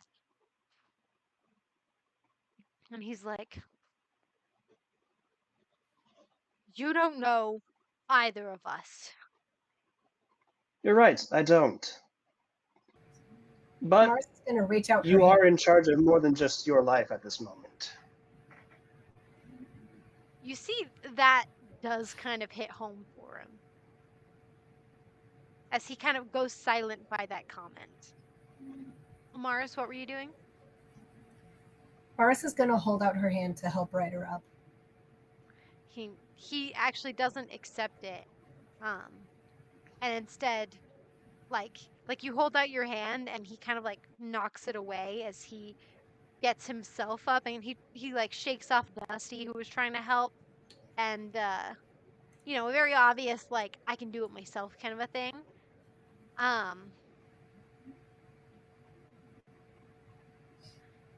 If you're a man, prove it by taking care of those close to you. He seems like really like angry in his demeanor, but at the same time he seems to be listening to you. As he just kind of is, he lets go of where he was holding his gut from where he was punched, and kind of shakes it off a little bit. You see he's still very winded from that punch. Very hard punch. And he's like, and you see him you see him look towards his little brother. You see Charlie kind of like looking at him like with this worried look of like, you okay? He looks at his brother, and he looks at you, Douse. And he kind of looks down, and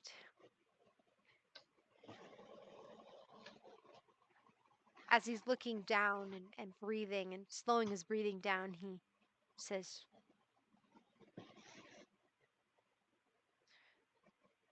"Fine. We'll take that ride if you're still offering." You're welcome in my book. I just want you to understand the situation and the danger that you are putting both of yourselves in. I understand. Nuri seems like she kind of calms herself down a little and goes, "Of course, the ride is still welcome. And any care after that you may desire or not desire. Either way, you can at least ride with us to the next town." Is that the town the Ravengers are in? They're not in a town. They're kind of stationed between Basin Wind and Swiftgate. Let me double check. Let me bring you guys over to the world map. World map. It's not bringing you guys there. You said it was between Swiftgate and what was the other one? I'm looking at the map real quick. Swiftgate and Basin Wind. Basin Wind. Mm-hmm.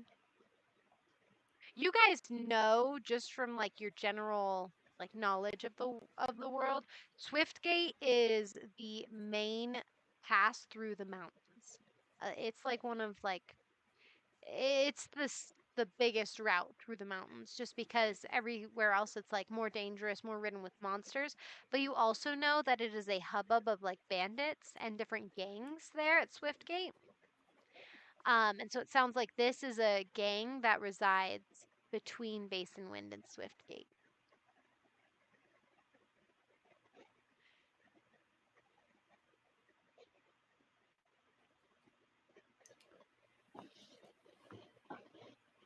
So yeah, so you guys can see that on the map here.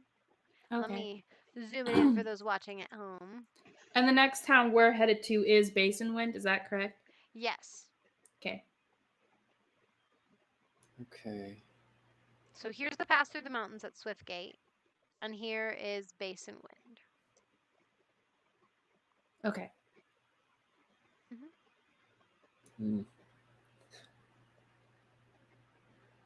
We just need to find a nice. Actually, Dusty will say this. He says, "We just need to find a nice family in Basinwind, perhaps. Or I suppose we could take them to Sunshield. But someone who's willing to take care of them." Ryder just goes, "Just let us make it to Basin Wind, and we'll be fine from there." I see. Okay. I just want to make sure you don't fall back into the same patterns you have fallen into. I understand the only reason you truly are stealing or pilfering is because you don't have food and you need to survive. But like we've said, there's other ways to do this. You don't have to steal. I mean, music, trade, even the Adventurers Guild is pretty open. Yeah, we'll see. Just stay safe. Just getting off on the wrong foot with these, with bandits, or if you stop the wrong person, you're never going to be surely safe. There's always the chance. But that chance goes down by quite a large margin if you're doing something, well, legal. Yeah. Ryder Shall we seems get on to the be- road? Oh. Yeah. Ryder kind of nods when you say that, and he's like, "Please." And then you see Charlie kind of like pulls on Ryder's shirt a little bit. Um, and um, and he looks at Ryder and he goes, and he's like, "But we can't take the western road." And it like pulls on his brother's cloak, and he goes, "Yeah, don't worry." He goes, "Let's just make sure we take the main eastern route to Basin Wind." Okay. Is there a reason we shouldn't go the other way? Yeah, something weird's been happening on the western road, so a lot of people have been avoiding it. There's like this dark, goopy stuff on the road that's killed a lot of animals that have touched it.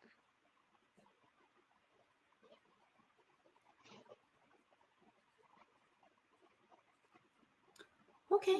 Well, Sounds we'll like take the the other Eastern road. Road is preparing. Yes. Main road. Okay. Well, let's go ahead and we'll get started then. Don't want it to get too dark. Okay. Alrighty. You guys all pile up in the cart, and you notice that when you guys let Ryder and Charlie into your cart, they stay in the corner by the door, um, and Ryder Can kind of like, Douse sit yeah, on the top or somewhere outside,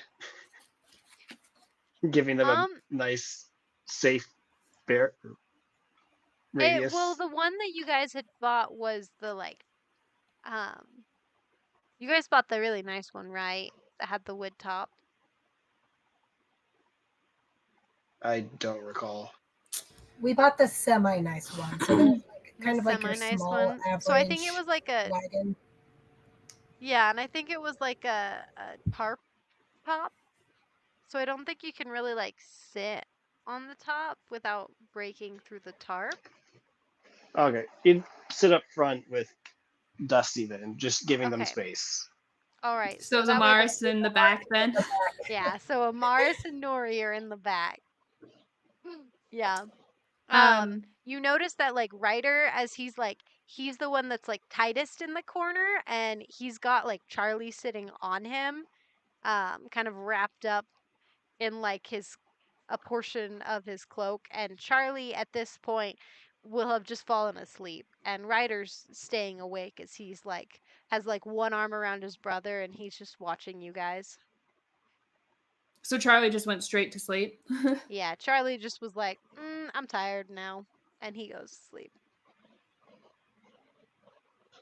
Wait, have you seen Freebirds? The one with the turkeys? Oh yeah, I'm that was tired old one. now. I'm tired now. Goes to sleep. um, Nuri is going to. I had a plan, but the kid's sleeping, so never mind. She's Oh, going with to do her Charlie? other plan. Well, I Yeah. mean, it's not like he like instantly goes to sleep. You can do something with him before he goes to sleep.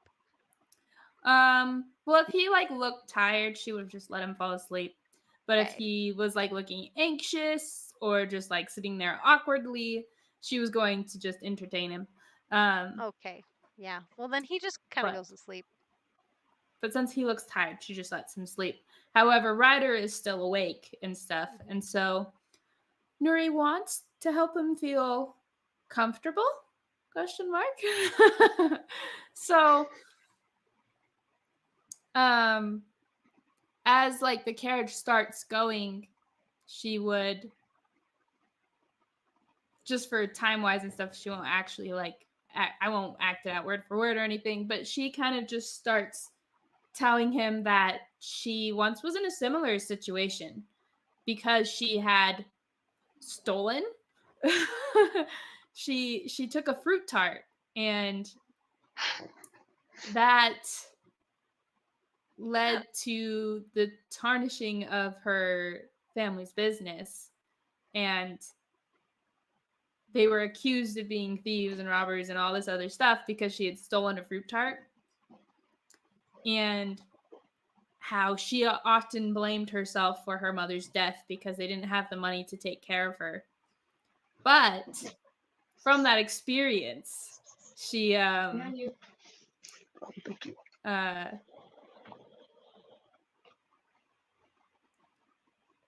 learned to be resourceful in other ways, such as like scavenging, like mushrooms and stuff. And so she tells him a little bit about like some mushrooms that are safe to eat if he's on the road.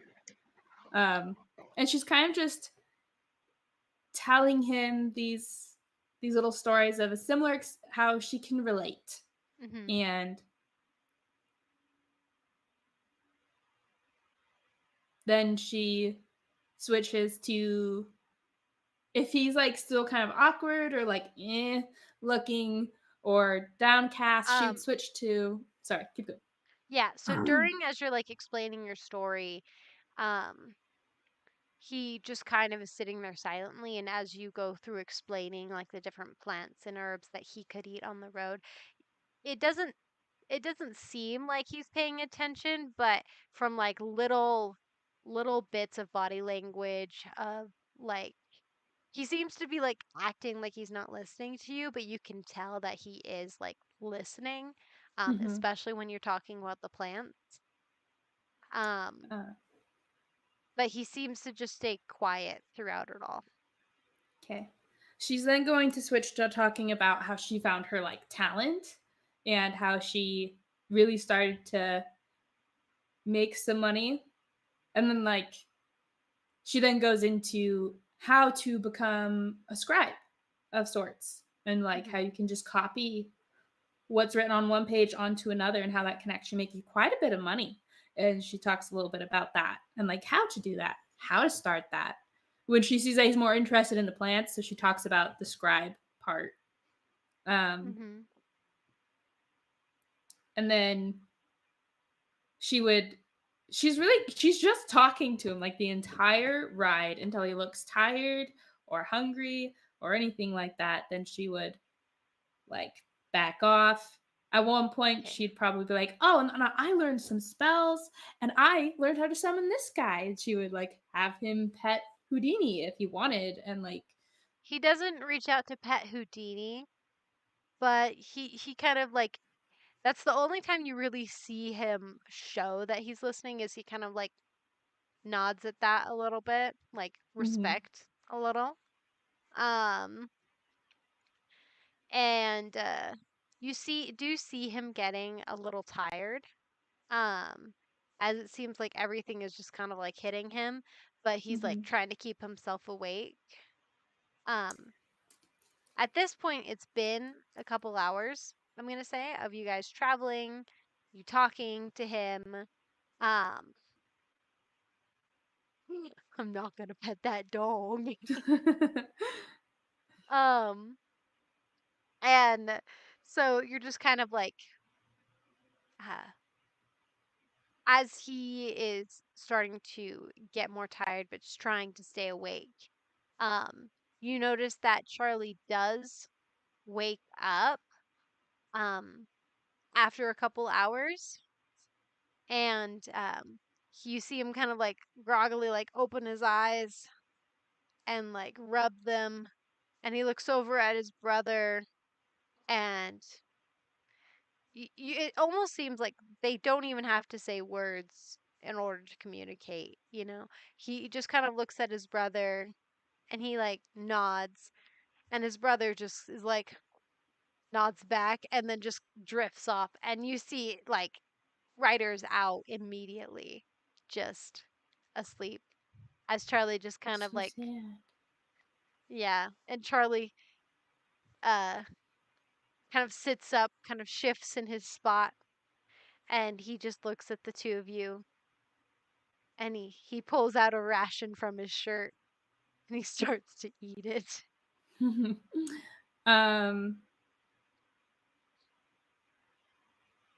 At this point, Nuri would turn her attention to Charlie, but she wouldn't be going into any of that stuff. It'd be like, oh, look at this cool bird. Do you want to pet it? And then like showing him little magic tricks that she can do with like prestidigitation and like those kind of little tricks. Okay. You do notice She- that as like you have the bird, right? And you're like, "You want to pet it?" He's like he kind of like nods at that while still like eating onto the food. Um and you see him kind of like lean over and you just feel like and you just see that the brother's arm that's wrapped around him like kind of gets like stiff and is like holding him in place and he kind of like realizes that and he kind of like leans back. Nuri would hold out her arm so he could comfortably pet the bird. Yeah, and so he pets the bird. He pets Houdini, um, and he kind of finishes up the ration, the 1 pack of rations that you gave him. Well, he has 2 down his shirt, and he finishes up one of them. Um, and as he's kind of like licking his fingers clean, um, even from literally like the salt from the rations that Mm-hmm. preserves them, just eating up every little bit. Um, and he looks at you and he goes, "Have you been on the road long?" I've been on the road a very long time. Mm, well, half a year maybe. No, that's not long. I've been on the It road can much feel longer long. than that. Oh, really? How long have you been on the road? Ah, well, Rye says like a couple years. To be honest, I didn't really count the time. So, a couple years? That is, you got me beat. That you're right. You do. Yeah. I'm a world traveler. Oh, world traveler, where have you been? Well, um, been to we've been through Basin Wind and Swiftgate. We've been there. Um, and we used to live in Lake Mount. That was pretty. Eh, it was aight, but Really? yeah. I'm actually headed for Lake Mount. Oh, What well, can you tell me about it? it's not a good place. Oh, really? Why not? Really dirty. But I mean, I don't really Oh, mind the dirt anymore. But it's nice to finally be free of the dirt. I can believe that. Our Yeah. friend, the little blue boy, he needs a bath every night. He can't live without his water. He can't. Yeah, he seems like almost like he's got water everywhere. He's originally from the ocean. He's been on the road much longer than I have. Oh, I've always wanted to see the ocean. Well, maybe you could. That would be cool. I've heard there's all sorts of creatures in the ocean and heard of these things called dolphins. Dolphins. Amaris, have you heard of dolphins?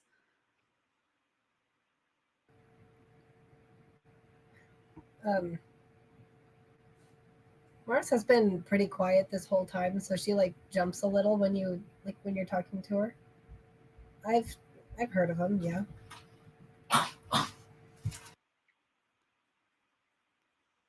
What do you know about dolphins, Amaris? You're like, keep going, keep the conversation. Um, yeah, Maris, what do you respond? She's actually gonna like briefly look at the kids to see like what their reactions to this are. You Or notice one of that them's asleep. yeah, Ryder is asleep. Charlie is the only one awake.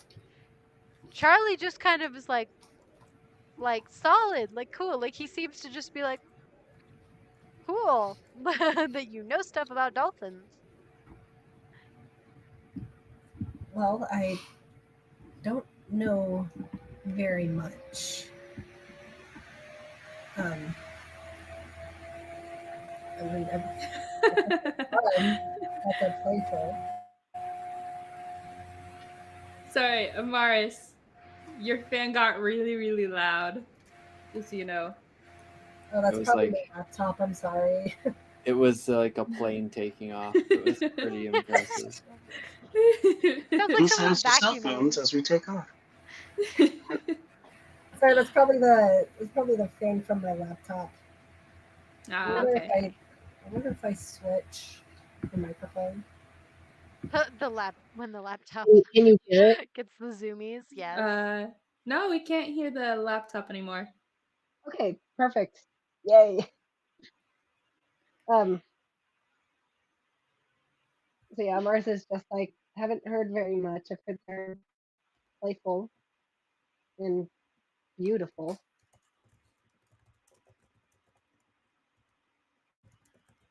Not I've heard they've got a lot of teeth. well. I don't know about that. People speak very highly of dolphins. Yeah. I I'm mean, gonna say they could have Douse teeth. from the front because there's just a cutout like of the window up in the front. You do hear them talking about dolphins. You hear Charlie like, "Yeah, I've heard they've got a lot of teeth and all that." Um, He'll chuckle at that, but he's not gonna make much contact with them just because he's okay. taking the bad guy role and he's trying to stick to it in the sense of like, okay, I'm the tough love guy. I need them I'm the to tough realize. love. Alrighty. As you guys continue to talk to Charlie, about various different subjects, you see you kind of get the sense that he kind of bounces around as he starts to open up to you guys more. And you he's kind of like very lively as he's and kind of moving his hands a little bit more as he talks and you notice that a couple times like he moves a little too much that like you see the arm around him from Ryder tighten up a little bit and he'll calm down at that a little bit and then keep on going um but Ryder looks just dead asleep so um with that it seems like just unconsciously protect brother um and you see Charlie as starts to just like go off kind of a thing, just talking about like various little mishaps and adventures and the time that like he and his brother were running away from the bandits and running away from the guards and running away from a whole herd of sheep. Now that was a crazy one. And like and when they climbed a tree to escape a bear and they stayed up there for a full day and like they were just he's just like going off on all these stories. He's like, "Oh yeah, and then the time when we were traveling on the western route and there was just like this big pile of like this dark stuff. It was real weird, but there were a lot of dead squirrels around it. That was crazy. And yeah, and we knew that don't touch that thing. If there's dead animals next to like a bunch of black, goopy, floaty crap, then nope, you don't want to touch that. That's bad."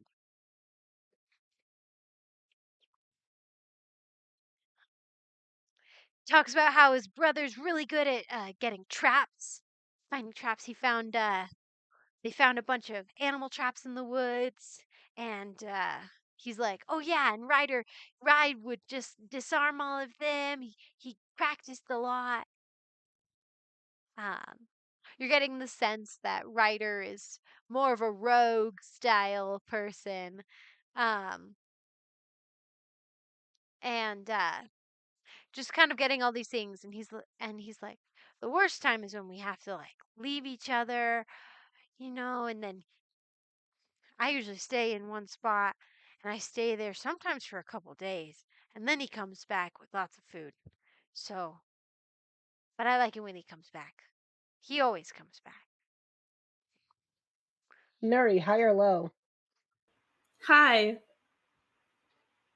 This is hurting my soul. It's okay. All right, so that is in fact high. So as this is all going on, you can see Amaris is pretty interested in what he has to say and like listening intently. But you can probably guess that like hearing all this, like from a little kid who's had his big brother to watch out for him, it it hurts her a bit because it reminds her of someone.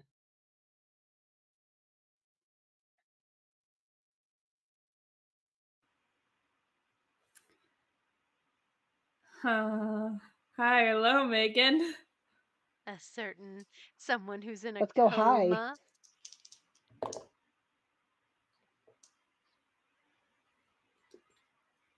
Oh, that was on my. When there's that sense of it kind of hurts.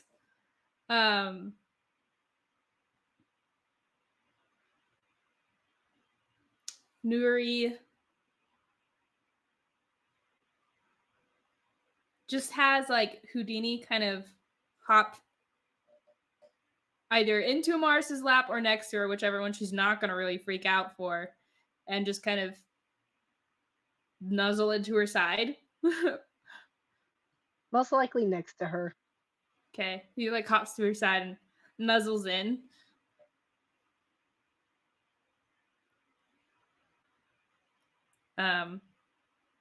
But I mean, if you were really looking, you could tell that like Nuri like tapped Houdini on the side and then he went over, but otherwise it doesn't look like Nuri herself is doing anything as the kid is talking. Amaris lets Houdini snuggle up to her. Okay. As the kid is telling all these stories, and we've been talking to this kid, unless there's any more like specifics that he's gonna drop or anything, as we just keep going back and forth with him.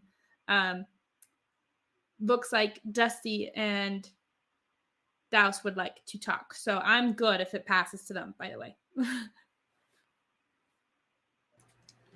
I'm super down. I do have something for Dusty to do as they're walking. Dusty, he's been pretty silent this whole time, albeit just kind of like normal. But at one point he says under his breath, once Charlie starts talking, he like hears those voices inside of the cart. And he'll turn to Douse and he says, "Hey Douse, can you do me a favor?" I won't punch you in the gut if that's what you're asking. No, we already tried that a while ago. It doesn't work. I found that out. But anyway, no. I just need you to hold this. And he like brings the rein up. Just hold on to that for a second. I need to do something real quick. Sure. Using his mini expertise from the mantas, he'll start guiding the horses. Okay. He like leans over and he says to both the horses gently, just keep going with Douse here. I'm gonna do something real quick. I'll be back in like 5 seconds. Don't worry about it. Okay. And after telling the horses, he says, he said that aloud, so Douse probably heard it. And he says to Douse, he's like, I'm just gonna just like honestly, I'll be right back. And he is going to let's see, what's the best way to do this? Well, it is a well, window there, so you'd have to stop yeah, the cart in order to get into the back. yeah, it's not exactly what he's doing. Okay. What he's going to do is he's going to Cast Form of Dread. yeah, no, he's going to wild shape, and he's going to wild shape into a mouse. Okay. Then he's going to go to like the very back corner of the cart and just kind of hop off of it to get off of the cart. Wait. Like off of the moving cart onto the ground? Yep. Okay. And You that's may the do last we ever so. seen of Dusty. The last we ever seen Dusty. So Dusty is then going to kind of walk with the cart, but he's going to walk at an angle, so he kind of goes into the forest as he does this. Okay. And then once he's out of view of the cart, or not out of view, but like into the forest a little bit, Mm-hmm. he's going to try and wild shape back into his normal form, or drop his wild shape. Okay. And then he's going to collect some of his coins. All of this was so that the kid wouldn't hear the clanking and the jangling of these coins, by the way. Literally this entire thing. It's super convoluted, but I heard that they can hear me in the cart, so he went over. Yeah, because you jangle, especially getting your coins with your metal. Yes, I am metal, and my coins are inside of my mouth. So he like pulls down his wrappings a little bit, and he pulls out a bag, a small sack, which he opens, and then just like starts spitting a bunch of platinum coins into it. He's going to fill it with, let's see, like You have to be a ninja just to access your money. Yes. He's going to spit out about we'll round it up, 30 platinum coins into this bag, and then he's going to tie it off and put it around his waist, tie it to the side of one of his straps, and then he is going to wild shape back into a mouse, and then he's going to run to catch up with the cart and hop back. He's going to make an attempt to like. I'm gonna say let's hop back on if you want. Okay, we'll do mouse. I was Douse gonna speeds finagle up. some No. other thing, but yeah, he jumps back on. He walks over to where he was sitting before, and then he drops his wild shape again, and then Douse he now Dusty comes back right next to you. I'm there. This whole process takes probably like 10 minutes. Yeah, but you see the mouse, like him turn into a mouse, run off, and then come back as a mouse and turn back into Dusty. Yep. Douse jumps just slightly because it still feels like he's coming out of nowhere. Yeah. Yeah. So then Dusty will listen to see if Charlie is still talking. Yeah, he still seems to be talking. Okay. So Dusty is going to reach down at his side and pull the bag of coins, and he's going to like hold out his hand to take the reins, and then give you the bag with 30 platinum coins inside of it. To Douse? Yes, this is how convoluted this is very convoluted. I was just trying to give Douse 30 platinum pieces, you guys. That is literally all I wanted to do. 2 wild shape uses. It was worth it. It was worth it just to give him 30 plat. Yeah, he just takes the reins back and hands you a pouch with 30 platinum pieces, and he says, he kind of whispers to you, when we get to the town, this should cover the living expenses of these 2 kids in an inn. I would like you to be the one to give it to them. All right. I plan to give him a little bit of coinage myself, but this works. It should last them about 3 months or so. Platinum pieces might last them 3 years. Depends on how they use them. That's true. Also depends on where they're staying at and everything. Yeah. Unless you're us, then it lasts us about 3 weeks. So we give it away. More like 3 Fair. days. Fair. But yeah, he gives them those things, and he says, I don't really want them to think of me or remember me all that much. It would just complicate things.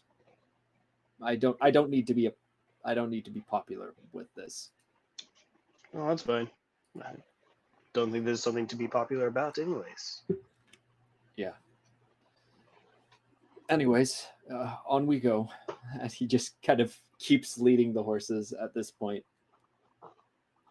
Alrighty. There you are.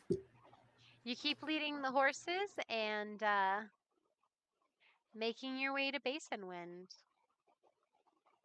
Now, I think I said it's going to take, what, like 3 or 4 weeks to make it to Lake Mount? Or was it to Basin Wind? Not 3 to 4 weeks to make it to Basin Wind, but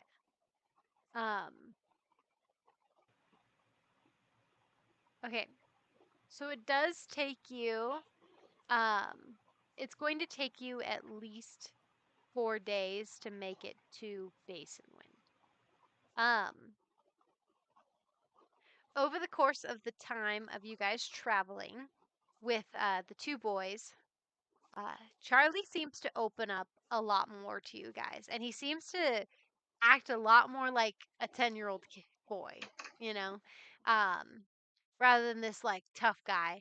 But whenever he's around Ryder, he's always acting tough.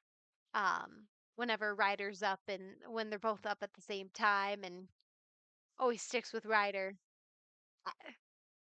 Walking around, he's like, "Yeah, I'm just like my big brother." Um, um, but you notice that he's been acting a lot more, like his age, having fun, chasing Houdini around. Whenever you guys stop to have meals, stop to take rests and everything, he'll run around with Houdini and he'll pet the horses and all these like little things. You notice Ryder is more reserved, always having Charlie in sight. Charlie is never out of his sight. Um, you notice that Ryder does seem to slowly open up to you guys just a little bit. And just in the sense of um he still acts all cool and stuff like that, but when you ask him questions and everything, he doesn't seem to be so dodgy about things. He's still dodgy about some things, but not about everything. So, is there any sort of specific interaction that you guys would like to have with them, or during this time with each other as you guys are traveling together, throughout these 3 days or 4 days? So, just a little note. During the time they're traveling, she would never let the boys use the rations she gave them for like mealtime. She would give them new rations Okay. for those meal times. So it's like I mean, 8 Douse would be rations. cooking some Oh, of that's those right. days. Douse cooks. So then maybe she doesn't. How often do you cook? I think he cooks dinner every night, at least. Dinner? I think it's every other night just Or because every of other night. groceries and whatnot. I Yeah, don't you know if guys need he to packed contribute to the enough for grocery the. budget. Okay. So. And then are you doing breakfast too?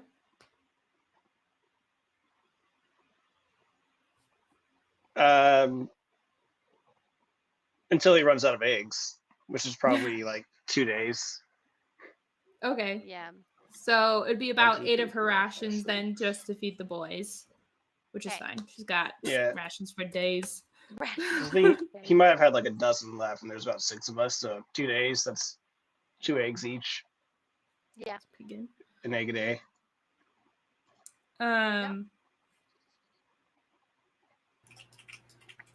During this time, Dusty will eat any food presented to him. Mm-hmm. But he will take it, he'll take it off and eat it elsewhere, Mm-hmm. so that the boys don't see him eating. But he will come back with a clean plate. Mhm. And, You and do Douse would know. provide him with food to maintain appearance of him eating. Mhm. You will notice that like Charlie does after like one of these meals, he'll ask you, "Are you self-conscious about the way you eat?" Uh, yes. Yeah, a little You bit. see, he eats with his mouth open, and I've told him to eat elsewhere until he learns to do with it closed. Yeah, like this, and then Charlie starts mashing everything in his mouth. Exactly like that, and Douse will sprinkle some water on his face. Chew And over he's there like, if you do that. With a smile. yeah, awesome. And Dusty just gives him like a little thumbs up. Just a little thumbs up. oh, healing with children. As you guys know that still the horrors from the dreamscape and the dream holder are still lingering in the back of your minds. Um, but you guys do feel the warmth it is to have just such a young boy in your party. Um, just so innocent uh, and playful as you guys are reminded of Tax Toughhammer back in Dragondale where you guys had left. And you're reminded of better days where you didn't have to worry so much and have all of these fears lingering. Uh, you're reminded of the good times. Morris, you're reminded of the times that you had with Dane, the ones that you remember of spending time growing up in the meadow together. And Douse, you remember back to the friends you had out in Nero, I believe Nero. Out in Nero, back at home with all of your people. You remember all of the good times you had there, the fun games that you would play and And our seahorse races. the seahorse races. Yes, your dolphin races. Those would get intense. And There's a Dusty, lot of gambling with sand dollars for those. gambling with sand dollars. Oh gosh, who knew? Douse, you were into races so much. Um, and Dusty, you look back on the times that you spent with Miles, and and the times that Thea was there as well. And you remember the good days when your dad Miles would call you buddy and you guys would work together on his next project. And Nuri, you remember your son back before the coma, before the accident, before the dark elf. You remember reading books to him and playing with him and spending time with him and Esmond together. As you guys are reminiscing about the past and remembering these good times, um, you guys come upon the last night that you'll have with the boys before you guys make it to Basin Wind. Actually, can I have an interaction with Ryder? Yes, you may. Um, she's gonna go up to Ryder and um and she's just going to say, "You want to look out for him? You want to make sure he's safe?" Ryder nods. I can show you I can show you a few moves to help you protect him. What Like moves? if you're up for it. What moves?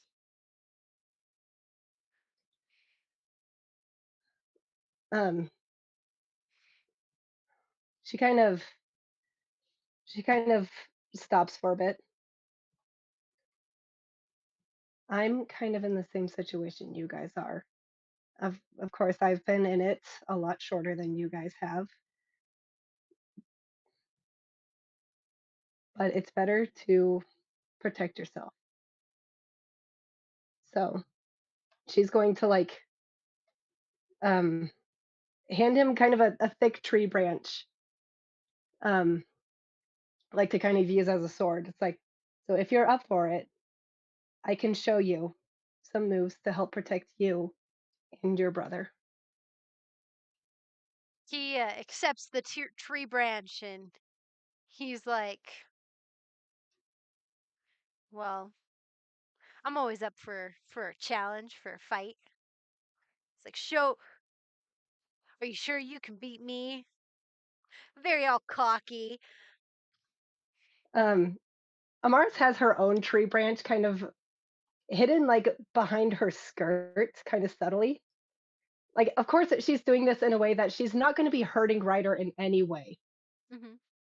Hmm. But because she's a dancer, her moves are pretty swift. Okay. And So very she's fluid. very swift, very fluid.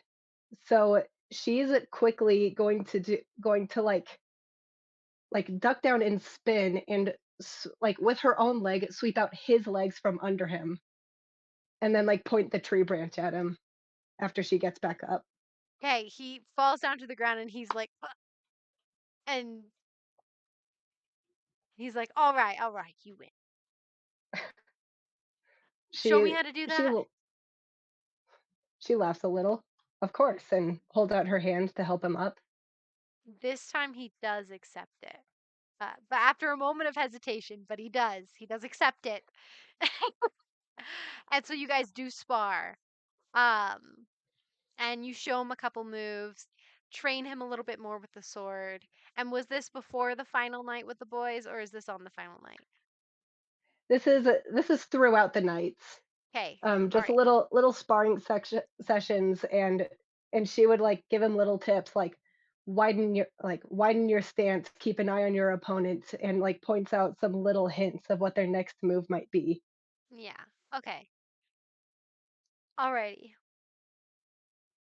So yeah, so he will take your training as you guys fight. Um, and I'm assuming Douse would also probably want to join in at sometimes, help with the training a bit.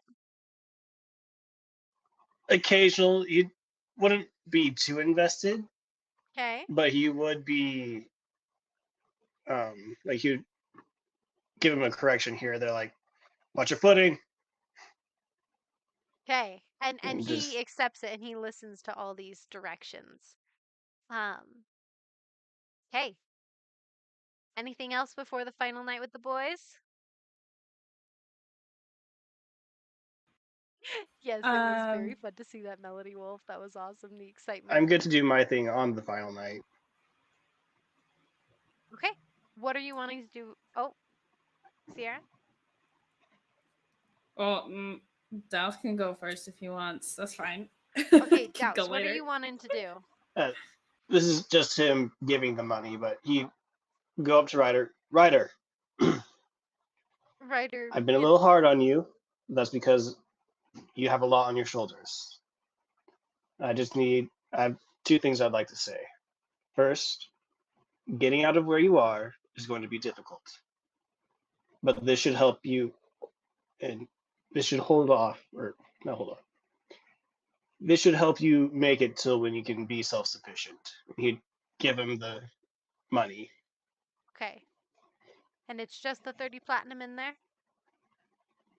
Douse had taken 2 platinum out and swapped it for, or 1 platinum out, swapped it for 10 gold, just so that they have like a little bit of change. Oh, okay, okay. So 29 platinum and 10 gold.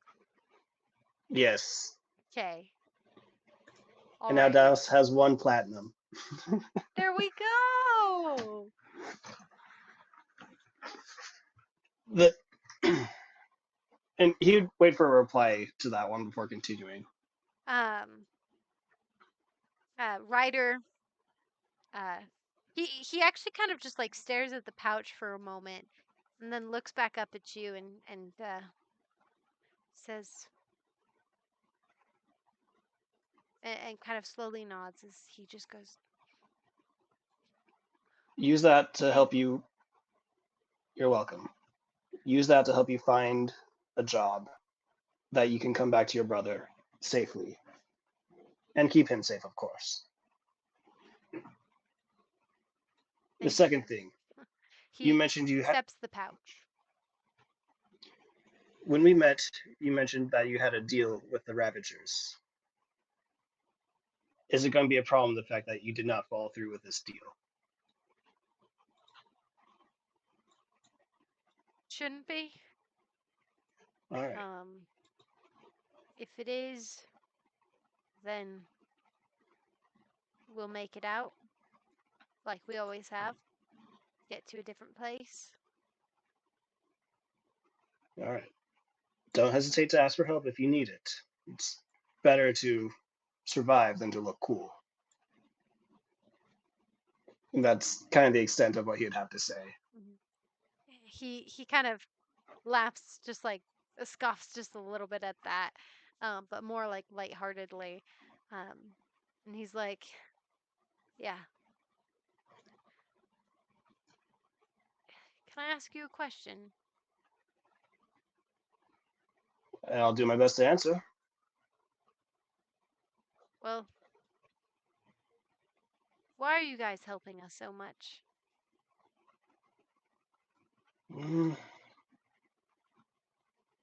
I can't speak for others, as I don't know what goes through their mind, but I think, for me at least, there's a lot that I could have done to help people in the past that I wish I had done better or done differently. And seeing you taking care of your younger brother, I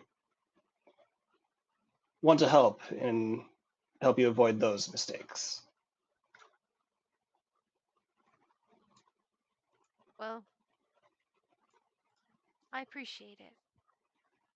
So, thank you for all of your help. And you realize that for the first time, in like you guys knowing them, he reaches out his hand to give you a handshake. Douse gives him a nice firm handshake. Okay, and he tries to match yours. Like at first it's just like regular, and then he feels that firmness, and he like tries to be firm back, and shakes your hand, and from one man to another, um, and he seems very appreciative of this. Um, also, Douse will oh, smile and be like, "You'll be all right." You can kind of end it there, but yeah. he nods Okay, and just says, "I hope so." quickly from Melody Wolf. From Mhm. Melody Wolf, can I give Douse inspiration for being a tough love guy? Yes, Melody Wolf, you can. Douse, you do receive inspiration from that. All right. Go Melody Wolf. Go Douse. There we go. Yes, so Douse receives inspiration because the tough love. Gotta love it. Alrighty. Anyone else want to do anything with the boys before the night is over?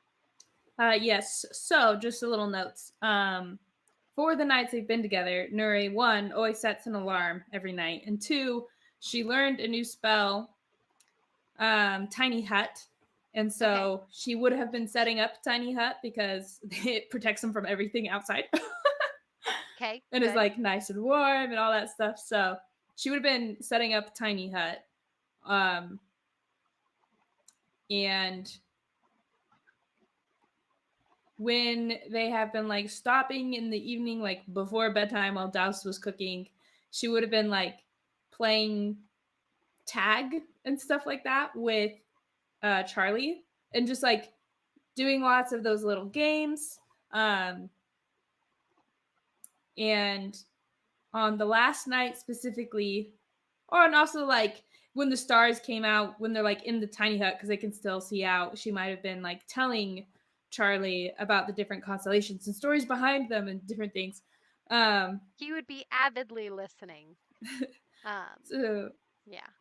she would have been doing things like that, and she would have just seemed like super happy and all this stuff, super attentive to the children, well, child and teen, and would have told Charlie anytime he wants to feel clean, just tell her, and she'll snap her fingers, and all the dirt will wash away.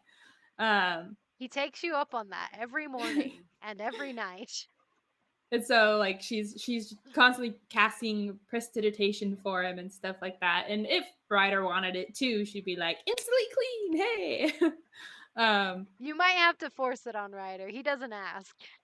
She wouldn't do it except for on the last night. She'd snap her fingers and make him clean. You know, you gotta have a good presentation, right? Yeah, there we go. Dress for success. Dress Exactly. for success. But on the last night, well, no, every night, because Dusty would notice this, and like I'm assuming we're also taking shifts of like who's staying up and stuff. But Nuri only sleeps half the night, 4 hours sleep. Mm-hmm. During the time she is awake, so anyone who was awake, or Dusty, because he's always awake. During all the nights or just this last night? Each night. Okay. She seems extremely happy and like, yeah, like just super happy and all this stuff. But at night, during that little window of time when the boys are asleep or if they are awake or whatever, they'll be sleeping. Yeah, during that time they're asleep. She seems very downcast and almost mournful. But as soon as the boys are awake, she's again absolutely happy, full of energy, ready to tell stories and entertain Charlie, to give advice and like little tips of like, hey, this trick, blah, blah, blah. And like maybe she would teach Ryder a spell or like help him start that path if he wanted to. She's just like all over like helping and making them feel welcome and just filling their time up with fun and all this stuff so they're not bored on the trip. But on the last night, before they go to bed, she would have done a little magic trick with Charlie and would have had a gold coin, like those little like, oh, what's in your ear? Where you like have the coin, a gold coin, and you make it vanish and then it's behind his ear. And so she would have done that with Charlie. Okay.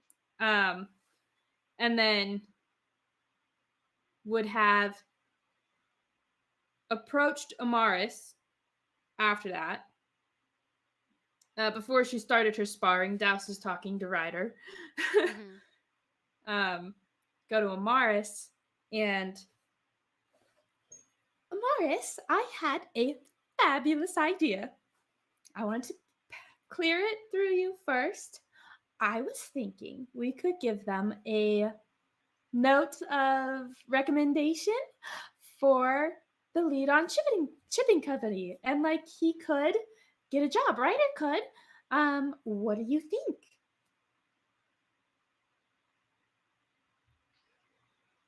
Amaris like thinks about it for a bit and like looks at the kids and kind of nods like they could be of good help. Wonderful. Then in that case, would you be willing to sign a letter of recommendation or not?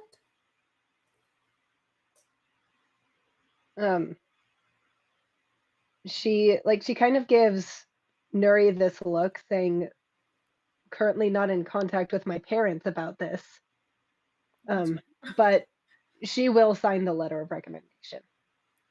Cool. Nuri would also make a second one with her as well. So there's like 2 different letters of recommendation. Um, By the Leodon family. yes, by the Leodon family. For the audience's knowledge, Nuri and Amaris are both from the Leodon family, who created the Leodon Shipping Company that ships rare and precious materials around the northern continent, um, and in the Wilds as well. After Amaris and Nuri had made these letters of recommendation, and after her sparring time or before, whichever one Amaris wants, Nuri would then approach Ryder with the letters of recommendation. And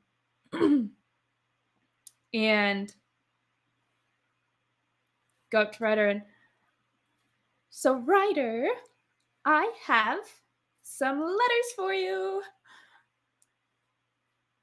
Okay.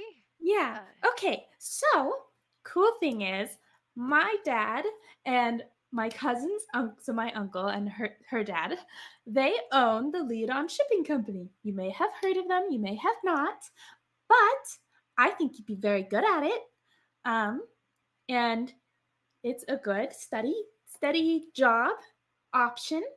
Point is, here are 2 letters of recommendation. Oh, well, thanks. He takes the letters and he kind of like holds them very like gently in his hands. You can kind of see. It seems like he really does appreciate it, but he doesn't know how to quite express it. As he's just like, thanks. I really appreciate this. You're so welcome.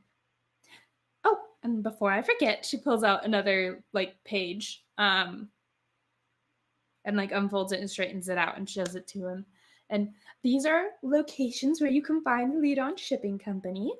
Oh, and also here's my father's name, and if you're ever in trouble or you need help, you can tell him that Nuri Tamaran, or Leodon, whichever name you want to use, sent you to him to get help. And he'll help you. He's a wonderful man. Also, this is Quinn. This is my cleric friend. If you or Charlie ever get sick, you can go to her and tell you that, again, Nuri Tamaran sent you there for help. This is where her, and she points to like another spot written, where her temple is located. And you can tell her to just put it on Nuri Tamaran's tab, and I'll make sure it gets covered, whatever cost or price there is. But the condition is, if you go see Quinn, you must say hello to my son, who is in a coma there. Just say hello, and that his mom says hi. That's all you have to do. His name is Ami. She like points down there as well. And she's like, just make sure you say hello, and that his mom says hi. That's all you have to do. And let me see, am I forgetting anything? Oh, no, that's about it. So if you ever need anything, or Charlie needs anything, reach out to these people and they will help. You see him just like looking at all the papers in his hands, and he just kind of like looks up at you and he nods, and he looks like he's thinking of like what to say, like he doesn't quite have the words. As he just like he nods just slightly and he goes, thank you. Thanks for all of this. And he kind of like waves his hand around the campsite, and kind of like gestures towards the papers, and he just goes, you've given us a fresh start, so thanks. I really appreciate it. And I don't know how to quite express it, but thank you. You're welcome. We aren't called the Shards of Hope for nothing. Um, I know you don't need it, but is it okay if I give you a hug? He kind of like is he's still just like holding on to these, and um he looks at you and it's kind of like um You can uh say no. That's okay. he just he kind of nods at you saying that, and just kind of holds the papers close to him. When you say nods and saying that, nods like I can hug him, or nods like I don't want to hug? Nods in like thank you for letting me say no, kind of a thing. Okay. And she As just nods and gives him a little pat on the shoulder. And then she'll go off to start the alarm perimeter and do her nightly stuff there. okay, alrighty, you do that. Anything else before everyone goes to bed and there's watch and stuff like that? Nope. Okay. Alrighty. So everyone goes to bed. Well, except for those who are on watch. Um, it seems to pass uneventfully during the night. Um, Oh, this night,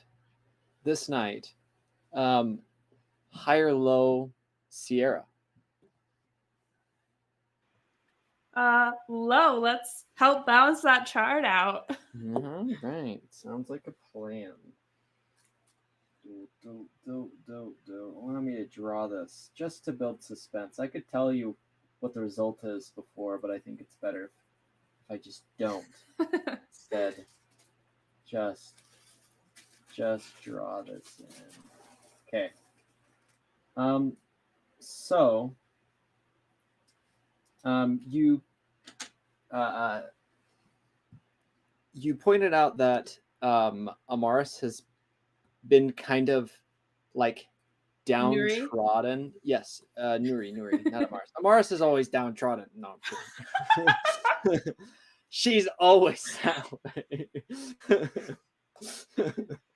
No, Nuri. Nuri specifically was particularly downtrodden. We'll phrase it that way. But Dusty had taken note of this. So I'm going to call the veto and say that Nuri is taking watch this night, because I will that into existence.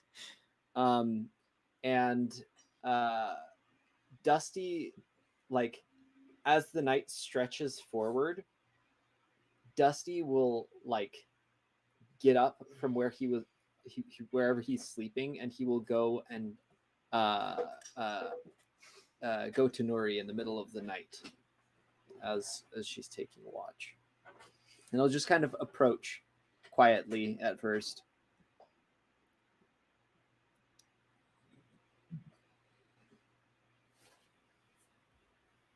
Yep. But he'll say, after a little bit, he'll just call out to her, just like, "Hey, Nuri. Huh? Hey, I just wanted to check on you and make sure you're doing all right. With these young ones, it's been very comforting, but I've noticed that you have been a little bit sad recently, just at night. After all the day's activities have finished, I just wanted to check on you and see if you're doing all right."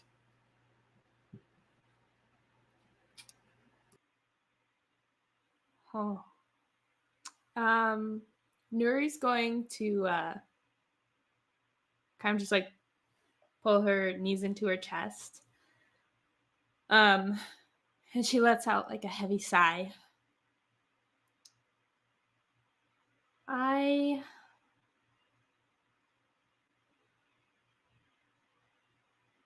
I'm not doing all right. Better, I guess, but not all right.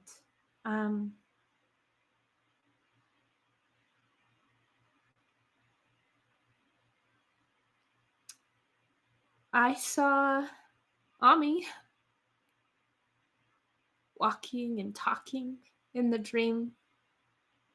dreamscape, or whatever you call that place was. But I know it wasn't him. It wasn't him.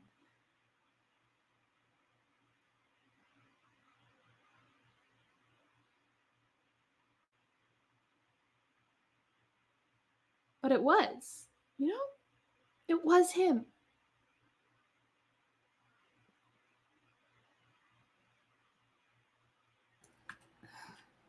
Dusty just kind of nods as he like walks up next to Nuri and just kind of like sits down on the ground.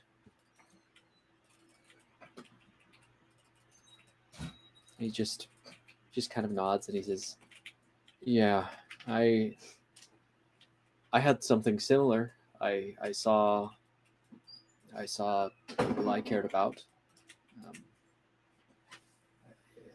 I saw my dad.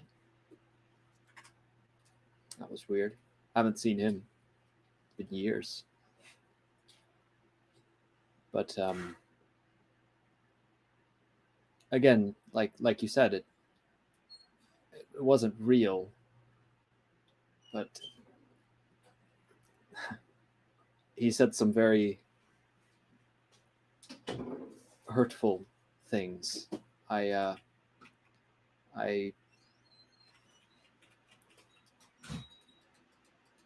even though it wasn't him, the words hurt as if it was.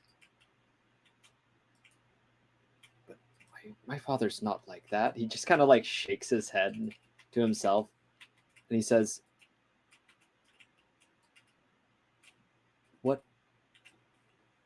What did Ami say?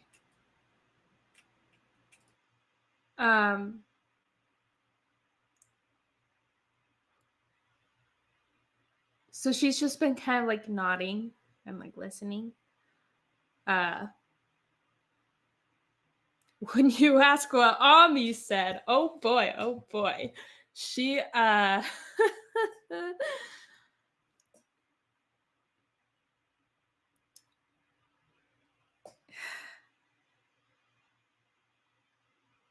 her like knees kind of just flopped to the ground, and now she's sitting crisscross applesauce, and her hands are kind of just in her lap, defeated. And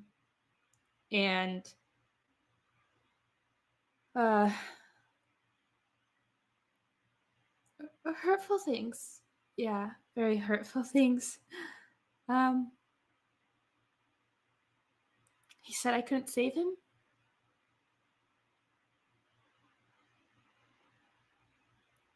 That I didn't save him.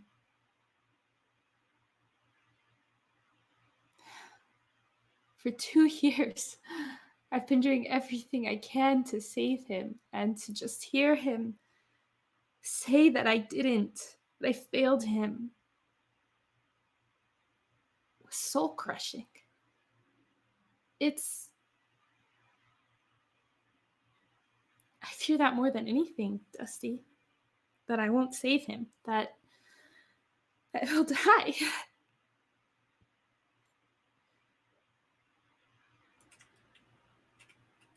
see. Dusty, it's like almost involuntary, but you hear like a slight chuckle to himself, and then he says, I'm sorry, I'm not laughing. It's comforting because now I know that what my father said to me in that moment was not true.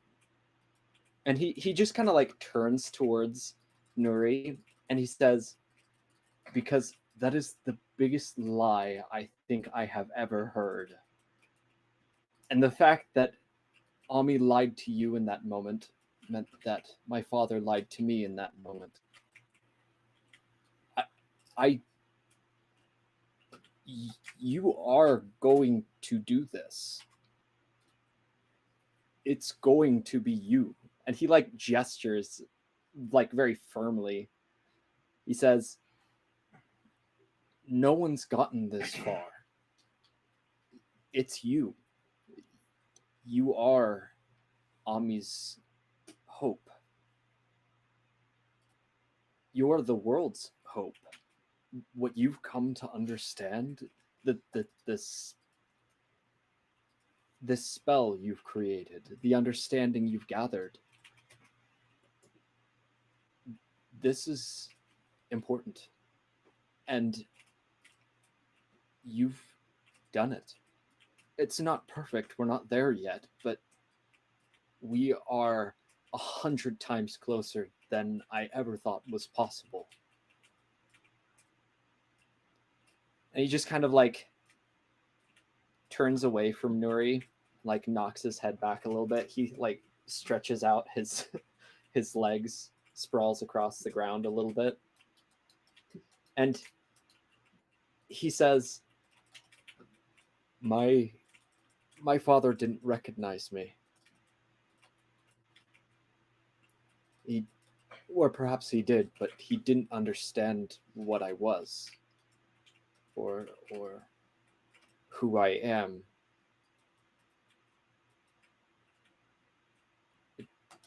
It just, it was wrong. My father would never say something like that, especially not to me. But again, now I know. He just kind of goes quiet at that point and just kind of like finishes like laying down. He puts his hands behind his head. He just kind of looks up towards the sky.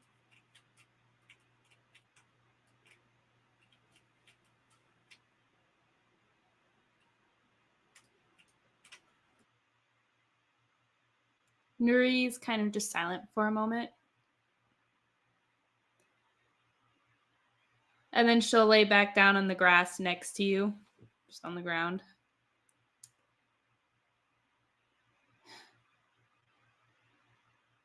Thank you, Dusty. I really needed that. I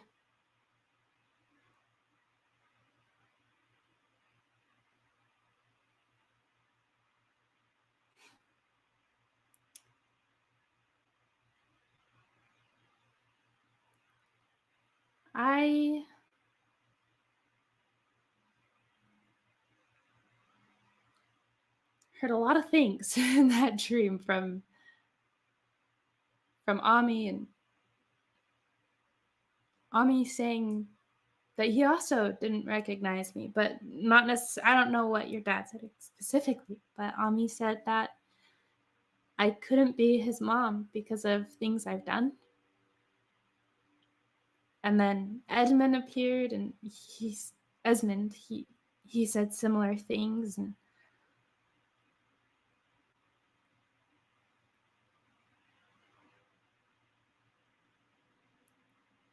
to be fully honest with you, because you are family.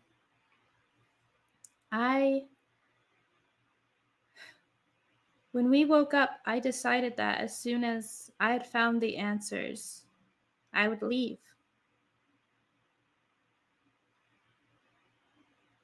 There'd be no point for me around anymore.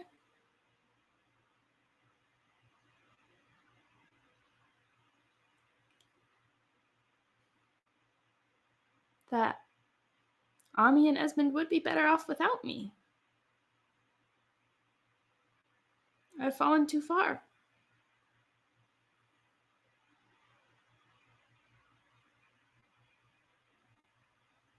I'd made my decision, my choice.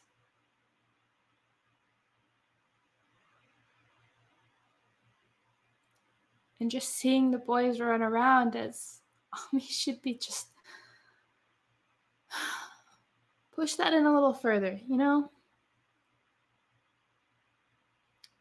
That I couldn't be the mom Ami needed or wanted.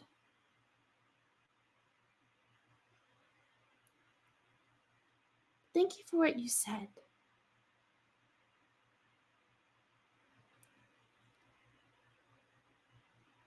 I don't know if you can fully understand that. I guess what I'm trying to express, but I needed that hope, that reassurance that I had purpose or value still. So thank you.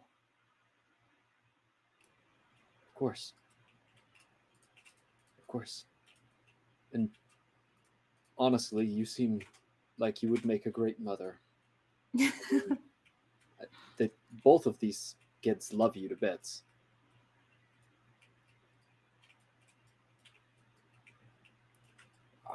I can... Let's say you did leave. You did leave things behind. Would you let me travel with you?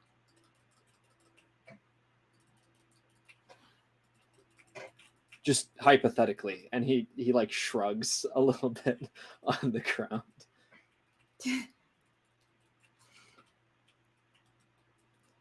Where I was traveling, you couldn't come. I wouldn't want you to go where I was going.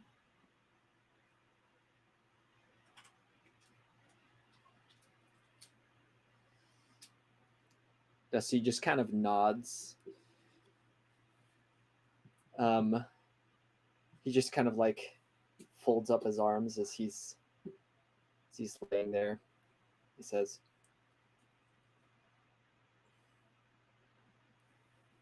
"High or low?" Low, let's bounce out the board. Nice. Oh With that, my all gosh! right, let me Also, just roll. Silver Dusk said, "Give Dusty inspiration for that speech. That was beautiful." Yes, Aw. Dusty, you get inspiration. Also, Nori, that Aw, speech, thanks so much. inspiration. It was gorgeous. I don't care. You already have inspiration. I don't have inspiration You anymore. used it. Oh, that's I now right. have it back. Let's go. I think Okay. everybody has inspiration at this point. I think everyone's got inspiration. Question. You guys are gonna get more inspiration now because the audience is chipping in. Nice. So better start using it. Okay, so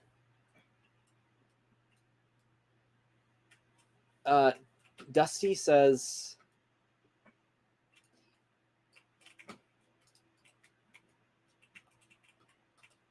oh, how do I put this? Dusty says, I wouldn't really mind.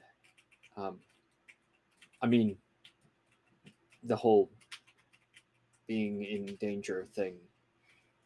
I've gotten a little more used to it.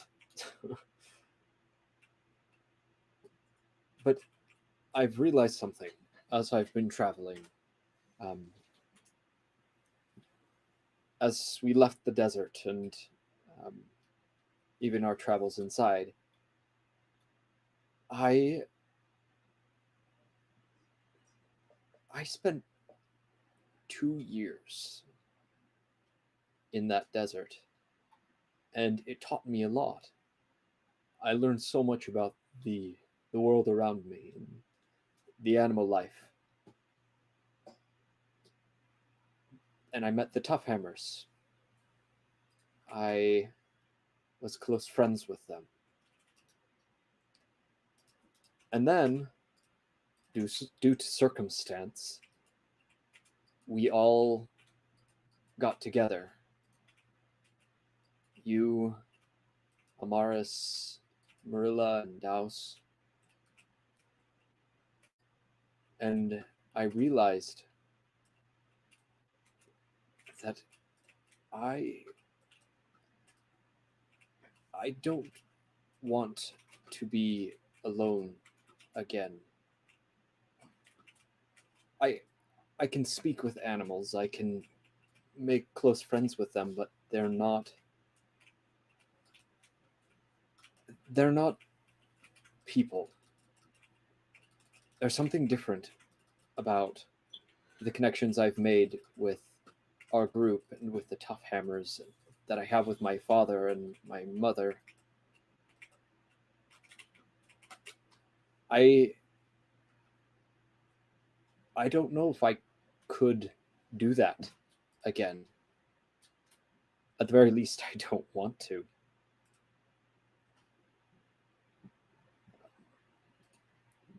But for that reason, I would follow.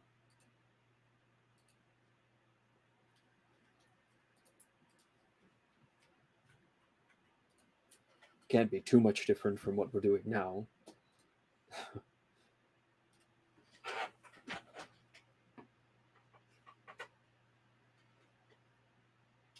Plus, I don't want anything to happen to you or Amaris or Douse.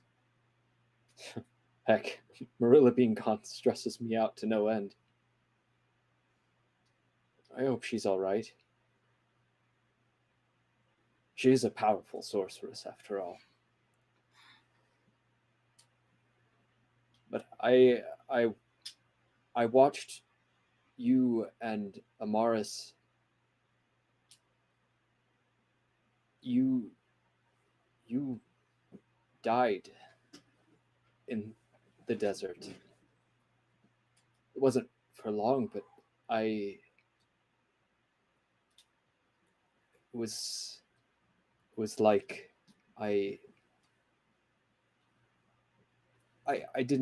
never felt anything like that before.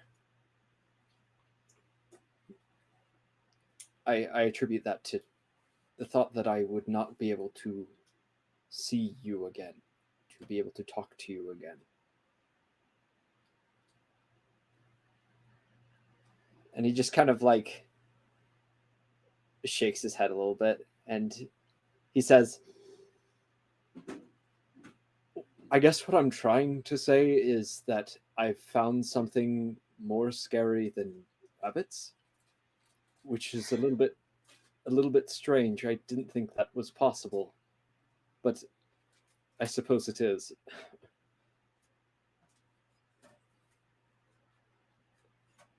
Anyway, if you wouldn't want me to follow you, that's fine. I would find another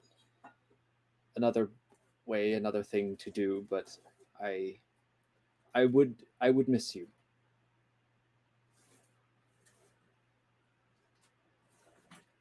High or low, Dusty?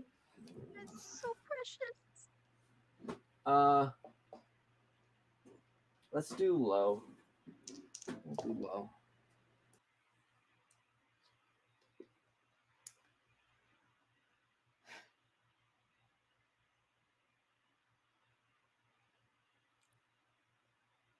Nuri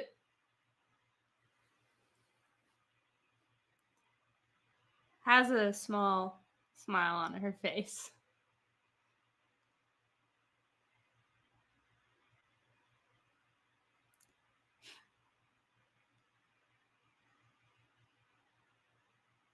I am so glad, Dusty, that you have found a reason not to just return to the desert and be alone. That's huge. That's awesome.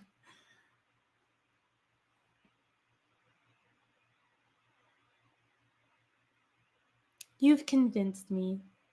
If I decide to leave, you can go with me. You see him like tighten up. He actually like sits up for a second and he like looks over towards you. You see like You can almost see straight through his goggles in that moment, and there's just like this. You can see his eyes like light up for for a brief moment, and then he just kind of like loosens up again and just kind of like lays back down, sort of awkwardly. Was And- that a good, like, was he alarmed, scared? Was he like excited? What was that? you figure it was like out of excitement, and Okay. he just says, "Thank you, thank you." Such a cute conversation. Thank you, Dusty. Thank you. You really don't know how much this conversation meant to me.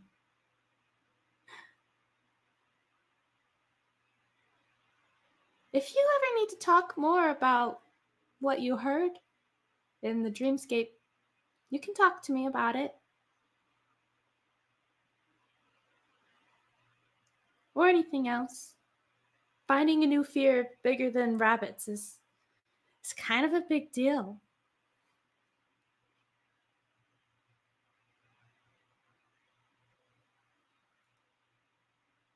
You're on mute, by the way. No, I'm just saying, yeah, that is a big deal.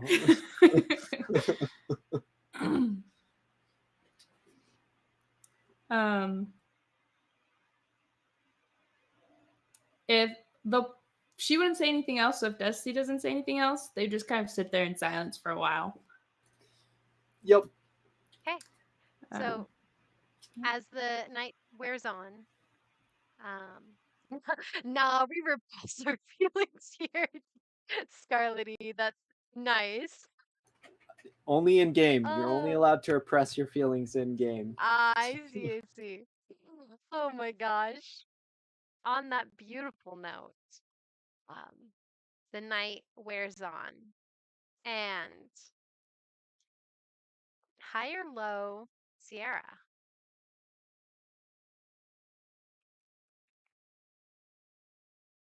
Oh, you're on mute.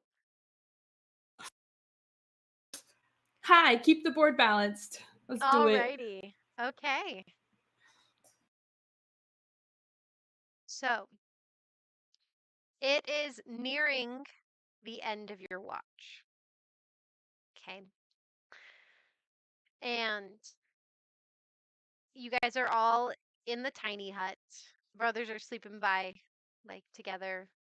Um and you notice when you look over at Charlie at one point that he's kind of like he seems tense.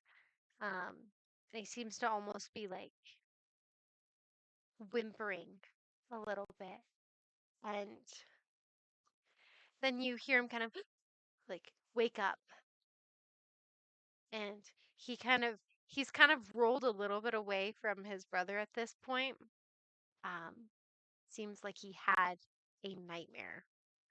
Um and he kind of gets up, and he's like rubbing his eyes, and he seems really tired. Um and you notice that he doesn't just curl into his brother. He actually crawls over to you, and he curls up.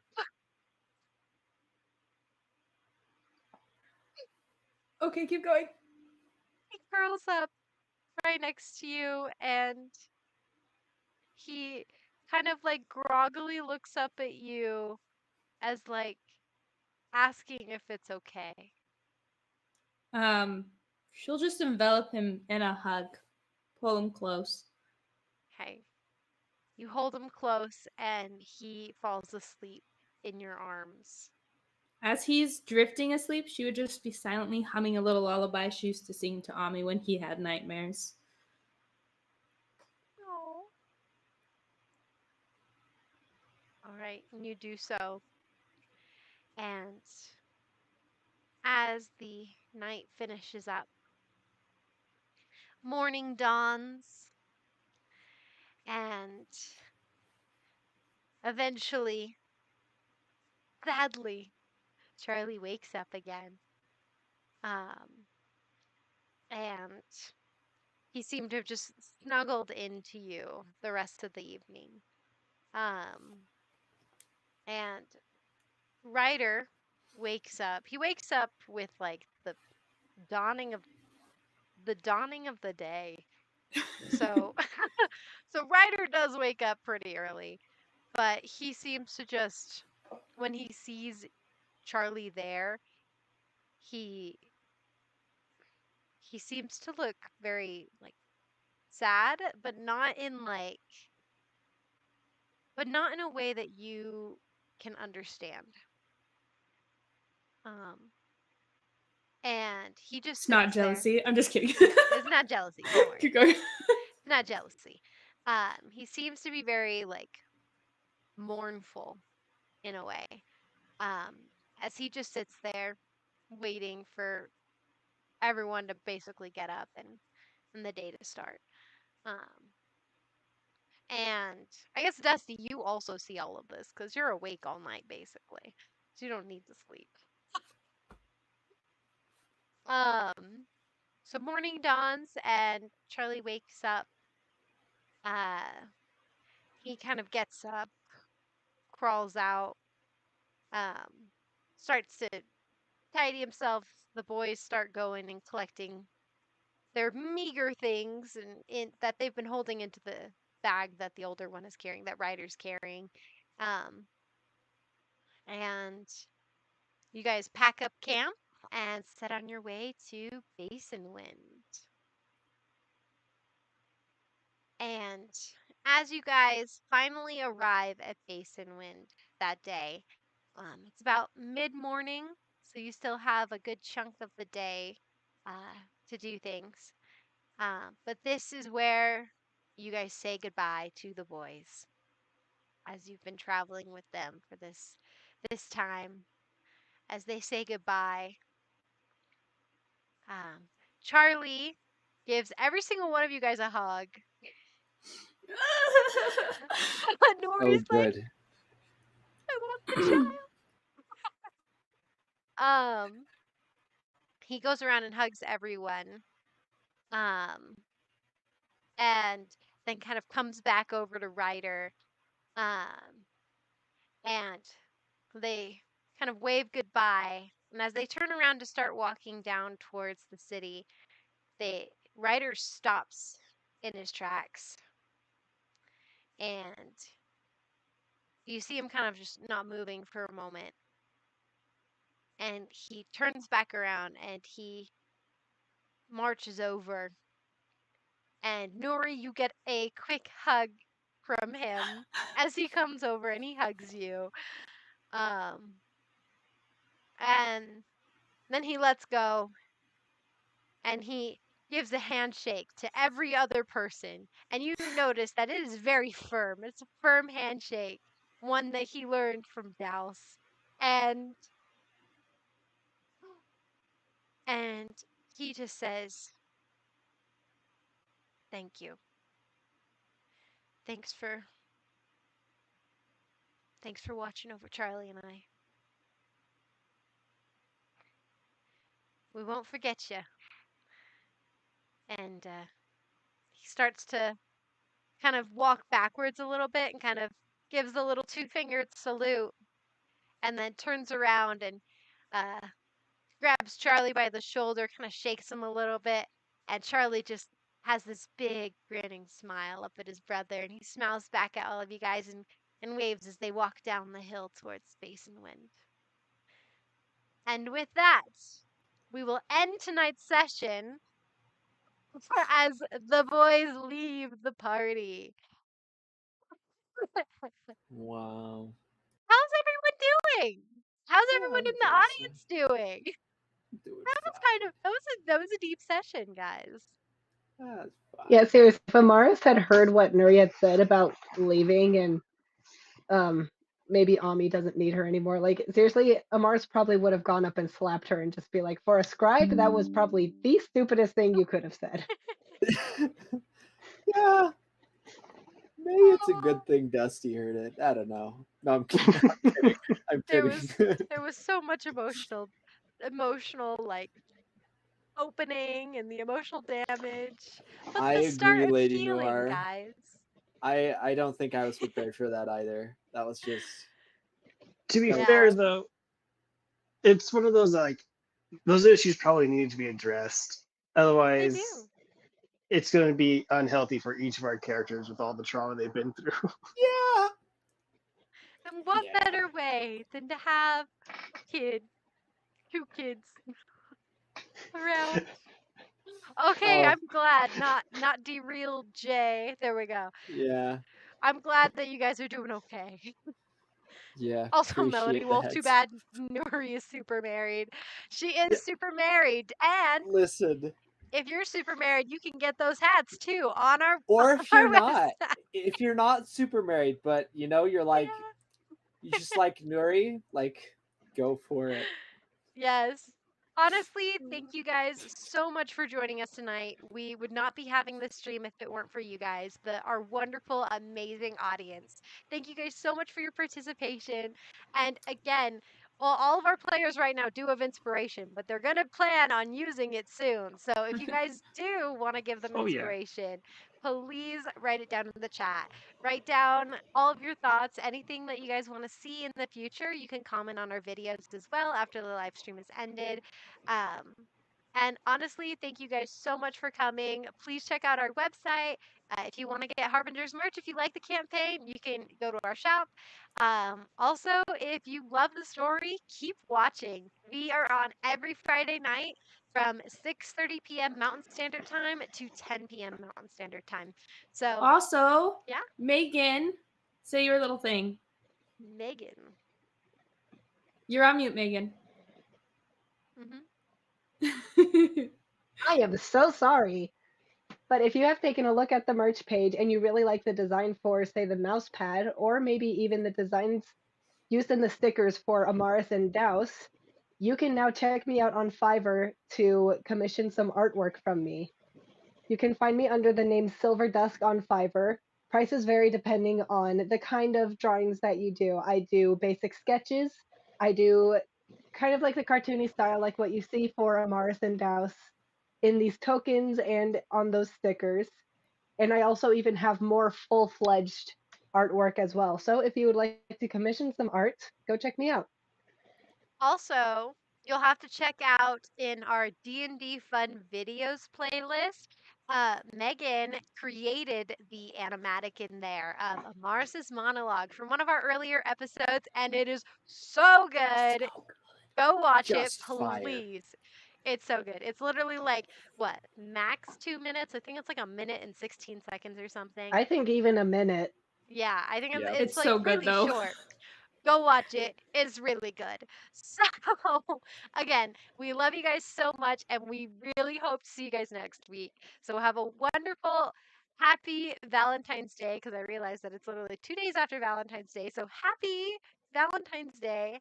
And we can't wait to see y'all next week for the continuation of the Harbingers D&D campaign. So, we'll see you next time.